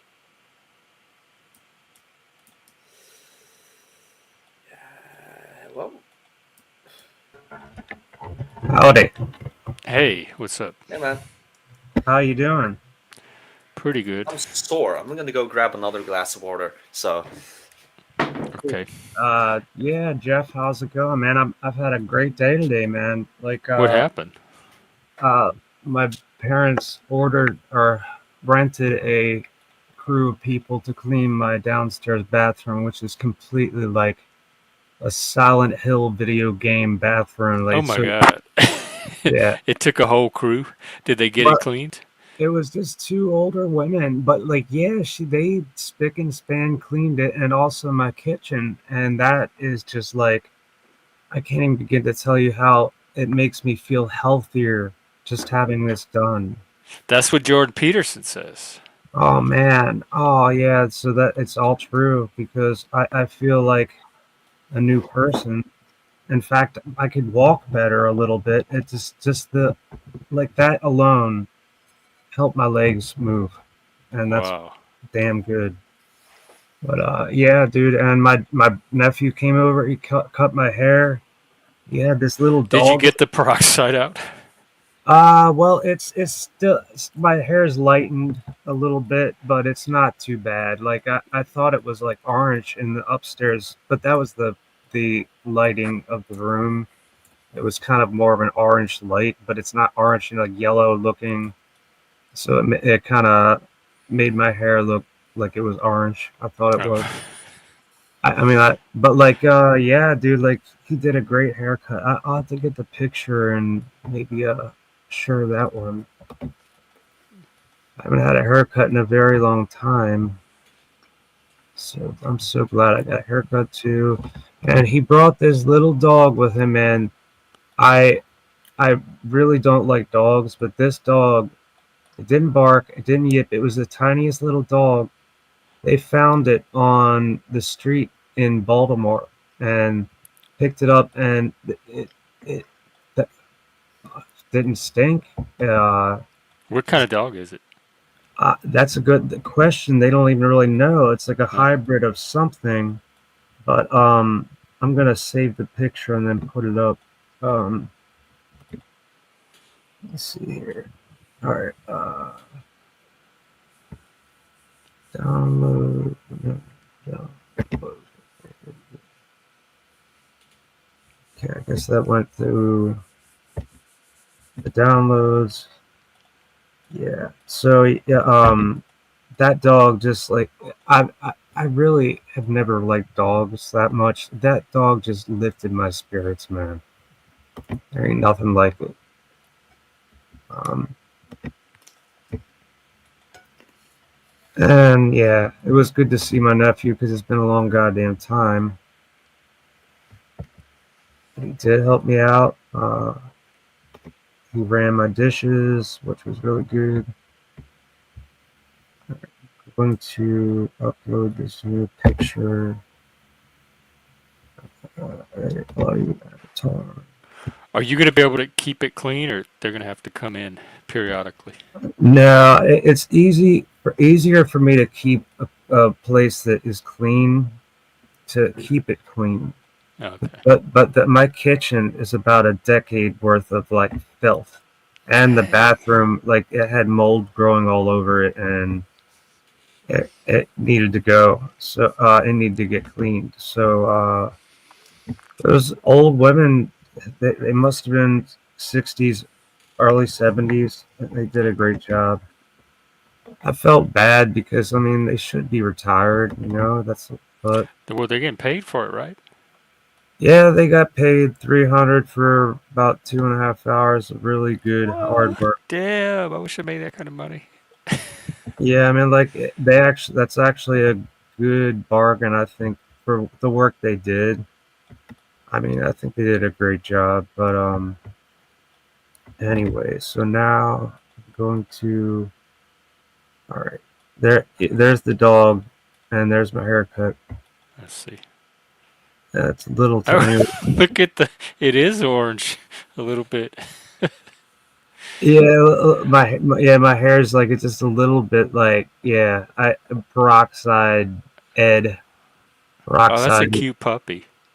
Yeah, well, it's not even a puppy. Like I say, he found that dog down on Alameda, down and towards the city, um, after the border of Towson. Oh man, did I tell you? Uh, I talked to my friend's son Jack, who went to the same school as that shooter of the CEO, Oh, and he knew of him being in that school just because they were in the same fucking school around the same time. It's such a weird coincidence. But like, yeah, wow. dude, the I think it was Gilman or maybe I don't know something like that. The high school that he went to. Maybe it was yeah, it was high school. That's is that off your mind now? That vigilante. It never really was on my mind because we just don't have the information we need for me to draw any definitive conclusions from it. So stuff like that, I don't spend a lot of bandwidth on. Yeah, it's just like it's really like overtook the news like a storm. Yeah, because people are projecting their own fantasies, issues, political opinions, Oh yeah, grievances onto him. He's becoming this totem figure, this avatar for like everybody else's almost stuff. like a vigilante from some fantasy. Yeah, it's They like did that with January 6th too. Everybody saw their own version of politics in it. yeah.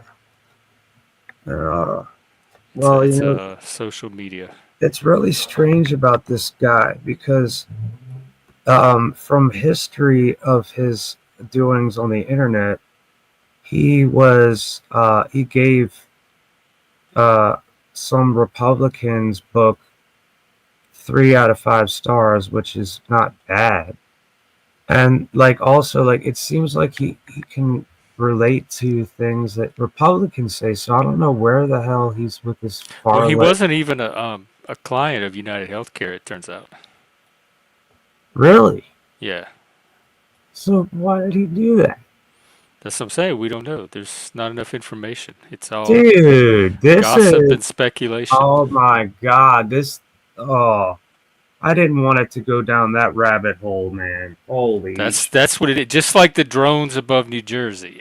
It's yeah, everyone's trying to outdo everybody else on the wildest conspiracy theory about them. well, there is something very wrong with both fucking things. No doubt. We just don't know what we're looking at from this distance. Something very off, and It's ghost stories. well, That's all we're left with. it, I don't know. This past 5 years has been the breakdown of our society. Society's still trucking along. It is, but a lot of people. There's a lot of fodder, cannon fodder. A lot of unnecessary, what have you. Oh, take care, Dobes. Good catching up. Um, I want let us know how the party turns out. I'm interested in it now.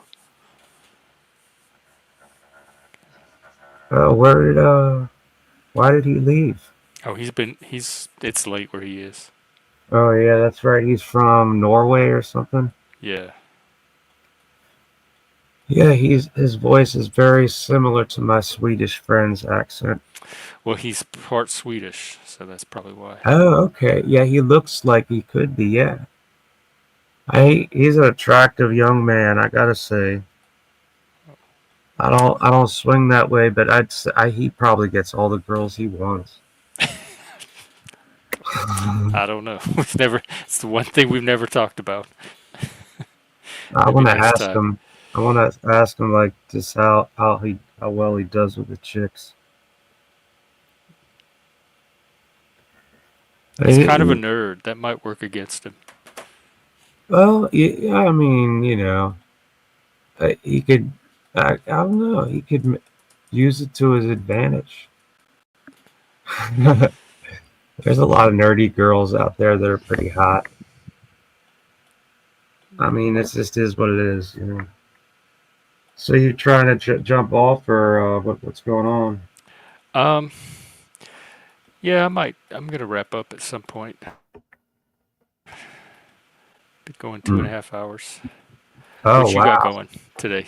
Oh, nothing after all that workout. I'm just chilling out and really feeling good. Finally, for once in my life. Yeah, that's what I was gonna say. Well, good. Good for that. So I can take a shower in something that is not growing mold all over it, and Yes, please. it's like a decade or more of mold, probably about almost 2 decades of mold all over the That's shower. ridiculous. Oh my God. That's Yeah, I had nobody to help me, and nobody wanted to do it. And when they were over, I mean, that's cool. The thing is, I don't blame my nephew for not doing it, because we played Cajun music together. I taught him Cajun accordion for fucking since 2020. Since the first goddamn lockdown. That's when the music started. So in a way it was kind of cool, but there's a big way that it kind of ruined my life. In a lot of ways. So in my brain. My psyche. it's green because you're a member. I guess you got a gifted membership. So you're one of us.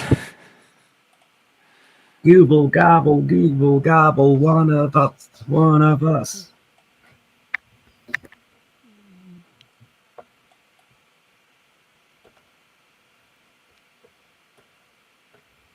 Dude, that shirt is old looking. The Pogues. Yeah, I've had that for probably 20 years or something. Oh, That shirt is old. that's very punk. Yeah, it's that was one of the Pogues, that Irish band, kind of, like Irish pub style with an edge, I like, remember them. They were oh, popular in the like late '80s, early '90s. see, they were the catalyst for my venture into folk music, and it would Oh, for them. really? Yeah, I was thinking, what I started out, I'm like, I want to play Pogue songs, so I bought a piano accordion, tapped around on it enough until I figured it out, and I could even figure out the bass side, at least for bass chord, but then I let that go. And then I started playing penny whistle, and then I started playing a bouzouki, an Irish bouzouki. A bouzouki is a Greek instrument which is in the mandolin family. And I also started playing the Cajun accordion because I remembered Mark Savoy. I remembered as I was getting into playing this Irish music, I'm thinking, I remember this dude on television back when I was 9, playing a little box that was so hardcore sounding. Who the hell is this? Oh, Hey, can I call you back, Mom? All right, bud. Yeah, so I remember Savoy on the television. I didn't know who it was, and I'm just like, I got to get one of those. And then before I knew it, I was hanging out with Cajuns at Augusta Heritage Center in West Virginia. And man, that was the start of my life, being an Irish band called Ross and Marine, and then immediately hanging out with Cajuns, and went to fucking Eunice, Louisiana, and hung out in Lafayette, because that's where Nathan um, Wilson lived. Stayed with him for a week, so and before that, you were just straight punk. yeah, and then, like, see, like, the only thing that got me out of it, really, I never really got out of it, but the thing that got me away from it was the band The Pogues. I was just like, man, this has some balls to it, and I didn't like Irish music because my aunt played it, and that I just, oh God, my aunt, like, I just didn't like it. And fucking, it opened my eyes. I heard Shane MacGowan's lyrics, and I read them, and I'm just like, this is just gold, man. I'm sold on this stuff. And my very first girlfriend, when she was in my bedroom, I was with my brother was over. She was a friend of my brother's, really young teens. We were like I was like 15, they're 14, 13. And so my very first girlfriend, I had a pair of brown eyes playing on my stereo. And I'll always remember that was like, at the time when I got with that girl, that was our song, The Pair of Brown Eyes. But it was, it's a war song. But it's a great song. It's sad. It's very sad. I think he passed away recently, didn't he? Yeah, and I think it was some sort of no, not meningitis. It's something that his brain basically. I guess he got a virus in his brain and he died. Oh God, let's see. Yeah, It look it was an up. infection, um, and he was treated, but then he had got another infection. So, Pneumonia was the yeah, actual cause, but that the- happens in hospitals. yeah, that's right. Didn't Yeah, I really say think what it was. it's it's really sad, but Viral encephalitis. viral encephalitis. That's the thing I was thinking of. Yes, and that basically eats the brain, right? I wonder if real hardcore alcoholics are susceptible to that, especially his amount of alcohol pounding. That is legend. How he could put down so much booze in his lifetime, and everybody's saying that he's going to die next year.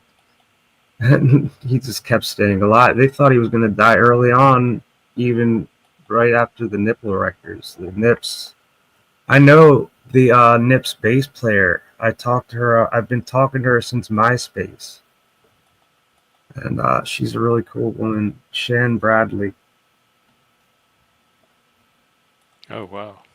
Yeah, and shit. It's really cool that she likes my music. I'm just thinking, when I was a kid, I loved your band's music. I loved the Pogues. I loved all that stuff, and that was my opening to my life. It was like it changed my entire life to the fabric, and the fabric of my life. And I love those people for opening my eyes to what my life is, and especially the Savois, Mark Savoie. He's controversial. He used to be kind of a hard ass, um, and people. I think he got kind of pissed off with people when he was building accordions. I think he had a bout where he did some stupid little things to his accordions just to fuck with people. Like he had a thumb strap for one of his accordions. It was a PV, a piece of leather that said PV on it. And it's like Oh. PV is an amp. It's just one of those things. But he still makes the best goddamn Cajun accordion you could ever imagine. I mean, Yeah, he's been making them since he was a kid. that's Homemade. right. Since 1960. That's Wow. I've got an accordion sitting on my table right here. It's a commemorative his 50th anniversary. He only had 10 made, so it was number 7 of 10. And yeah, that was back in 2010. I bought it. It's 1960 to 2010. It says it's imprinted, and then it says underneath number 7, commemorative 7 of 10. Wow. So it was commemorative accordion and one of a kind. Well, there's 6 other ones. That's pretty damn cool. I mean, it is a good accordion, but I gotta say, his 2024 accordion. Oh man, he's reached the top of his game, man. He's And still making them. oh He's yeah, getting up there. I saw him on something the other day. yeah, he's like in He's his 80s now. yeah. He's Um, and two. oh yeah, and I saw a video of the Savoie Family Band from not too long ago, and I don't know if Anne's not singing as much anymore, but she didn't sing one song on that entire show. But it was really great that they showcased the children like Joelle and Wilson and Sarah. And my God, it's so magical. You got to watch it. Is it on YouTube? Yes, it is. I'm trying to find it. Yeah, Savoie Family Band. I don't know if it was 2022. I don't know. Maybe it was 2024. Might not be. Where was it? I'm not sure, but it's very professionally taken, and they do such a great job with their music. I mean, I think it's probably the best performance I've seen of their band. Like, it's pretty much standardized. Like, every show is pretty much kind of the same. But they do have tons of Man, songs. even the Suns are starting to look old. Oh, I know, right? Yeah, they're looking a whole lot more like he did when he was their age. Like Wilson, when I first met him, he was probably a teenager, and God, he looked a lot like Mark did in the pictures I saw later on of him when he was his age. I was like, my God, they're almost identical. Identical. That's one magical family, I will say. Yeah. God bless, or well, I don't want to say Satan bless Cajuns, but God bless gay Cajuns, if there is a God. I'm on the fence about that. I do know that things could have been a lot worse, and I think a lot of it has to do with something that's not explainable. That I hadn't gotten. A lot of times I could have gone down the hill. It didn't. Hmm. And I kind of feel like there was some other hand. There was no AA, no fucking. And I'm not even talking just about alcohol. It's everything. Like my illness, you know. There could have been. Yeah. So you guys, I saw you were doing games or something recently. Well, there's some people that have some games going in Discord, but I don't know if they've been doing them lately. I Are you saw on you. Steam at all? Oh no, no. I was gonna get on it when Nathan Stoltman was on Let the Veil Dude. He I think on there, but I never signed on to that. Um, That's mostly where we do them. but I saw you playing one. It seemed like a single player game or something. I think I it was. was. Yeah, it was on your channel. Maybe we were connected to another. Oh, was it me? I think I was just streaming somebody else's game because I had to take a break. So I put a game on while I walked away. Oh, It okay. wasn't me playing. I thought it was you. I was like, wow, that's No, cool. there's no way. That's Well, I mean, it looked like the guy knew what he was doing anyway. yeah. That's how you could tell it wasn't me. Yeah. Shit. But you guys are doing like kind of board game kind of thing. Well, I'd like to. We talk about it more than we actually do it, but I would love to do more board games. Joe was planning some Monopoly game, but now he's doing this Minecraft something where you mine diamonds instead Uh, on a here I'll put his channel. So he's been doing more video game content, but it's to teach risk management. yeah. Pavia, something out of Minecraft. So that's about all the gaming going on I know, other than the Discord.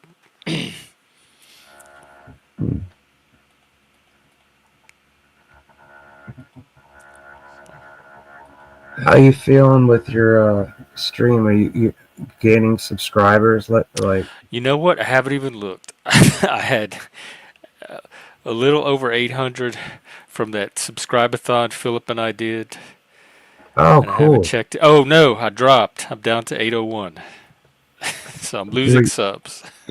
so you were up. I So you was had. up over 800 for a while. Oh, So it sucks when you know people are dropping off, but then it could be that they just got sick of YouTube and just I cut don't off. know. I don't pay attention to numbers anyway. I There's so Yeah, many different reasons subs can go down. I don't try to exactly. analyze it. That's what I mean. Like it could be any reason. But whatever. I try not to think about it. I mean, it's not anything to really think about. You know?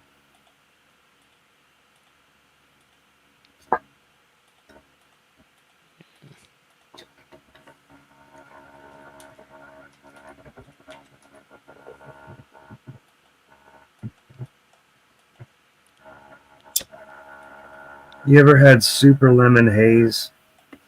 Um, yeah, I've had it before.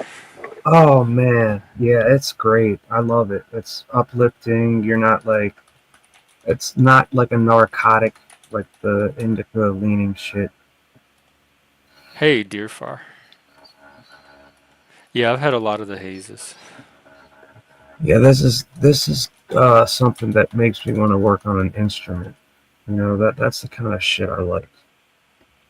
these indicas. I'm getting sick of like getting these hybrids that say they're sativa hybrids, but they're actually just like hybrids that will make you tired if you smoke too much of it.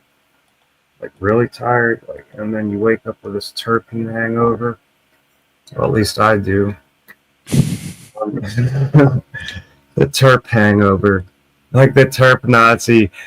Yeah, yeah, dude. Myrcene and linalool, it's great stuff, but too much of it, man. I just smoke way too much, and then like if I have a strain that has a lot of the terpenes that are found in indica, then I'm gonna have trouble walking. I'm gonna have all kinds of shit, you know.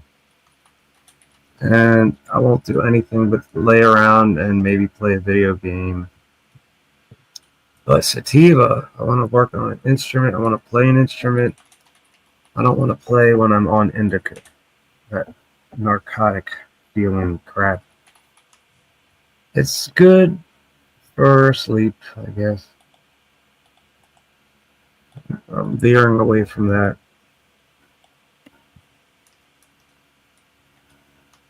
I've got about maybe a half an ounce of this left. I'm gonna have to get some more. I hope they have more coming. It's always like a crapshoot with this. Like you gotta wait for shit to come back. Sometimes it never does. And that's like, oh my god. So it's really not. It's not typically a medical like pharmacy because you have to. If they don't have the strain that really worked for you, you got to choose something else. That's the shit of it. When it comes to having a really bad disease, then you have to rely on something that's going to keep you moving. And it says sativa, but it actually feels more indica. It's just like, what the hell? I know they try to weed it out, but sometimes maybe it's the strains phenotypes turn out like their parent, like their opposite parent or some shit that's supposed to be sativa leaning, then all of a sudden it's the indica leaner that, I don't know, man. It's a weird science, man. It's black science. That's some crazy Yeah, shit. I mostly just stick with strains I already know Yeah, what to me expect. too, man. Me too. That's like I said though. Like if it's not coming around, you gotta choose what they got. That looks like it might be good, and that's good, man. I like shopping around, but sometimes it's a disappointment of a few $100s.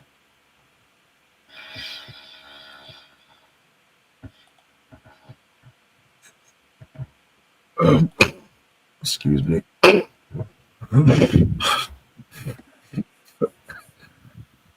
I'm gonna mute.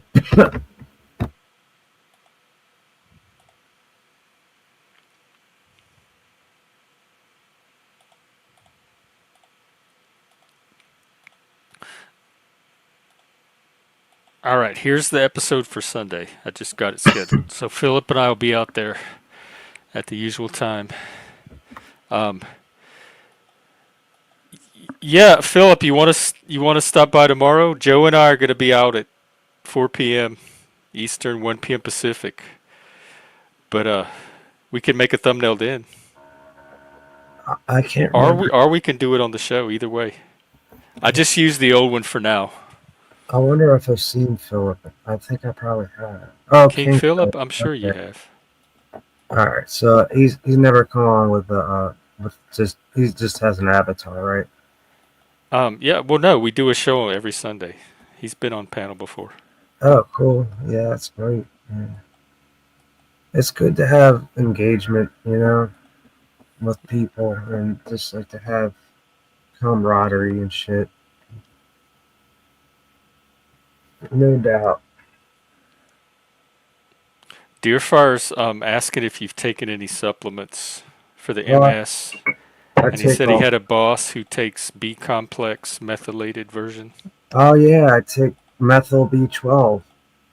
I used to take it every single day, but then I felt like it wasn't doing too much for me. So then I started just eating straight up raw eggs, Oh, it does the same thing. which, well, it has lots of B12 in it. So it kind of feels better, actually. I've been eating raw eggs, like, not every day, but maybe every a couple days. And sometimes I'll eat like eight of them and make that my meal of the day. Maybe add a Ensure drink with it too, with extra protein, because eggs, like maybe 6 grams per egg of protein. I need much more than that. But I also take the creatine, which is supposed to be good for building muscle, and I think it has, because my muscle is a little That's what bit. the football players used to drink. Yeah, I'm taking these creatine gummies, and they're actually going to take some in a little while. Yeah, they're it definitely helps. Oh my God, the first brand I got, I swear to God, it looks so satanic, dude. It's called Six Star, and in the middle of the six, it looks like a pentagram is like wedging out of the hole of the six, and then like it's 30,300 or 30,030 milligrams, and then God, it had another thing about six. So you could kind of point it out. It's like 666 on the bottle, and the bottle is red and black. It's mostly red, but it's got black. So like if you look at the Six Star bottle, it's kind of funny, man. I wonder if they're Satanists or some shit. Because I swear to God, it looks like a pentagram coming out of the six's hole. It's a little tube. Oh man. Yeah, Six Star. They're cheap though, man. Like $10. But they've got damn horse pills. $11 a bottle for about maybe a month. I was taking them, and man, that I think that was better than anything I've ever taken. I think it's more effective. Might buy more of it. Anyway, brother, I'm gonna let you go. Thanks for having me up. Yeah, you have a good rest of your night. You too, man. All right. You take care. Glad you got everything cleaned.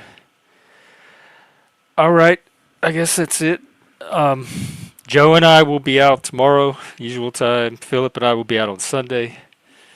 We're gonna make thumbnails at some point. I'm gonna go get something to eat.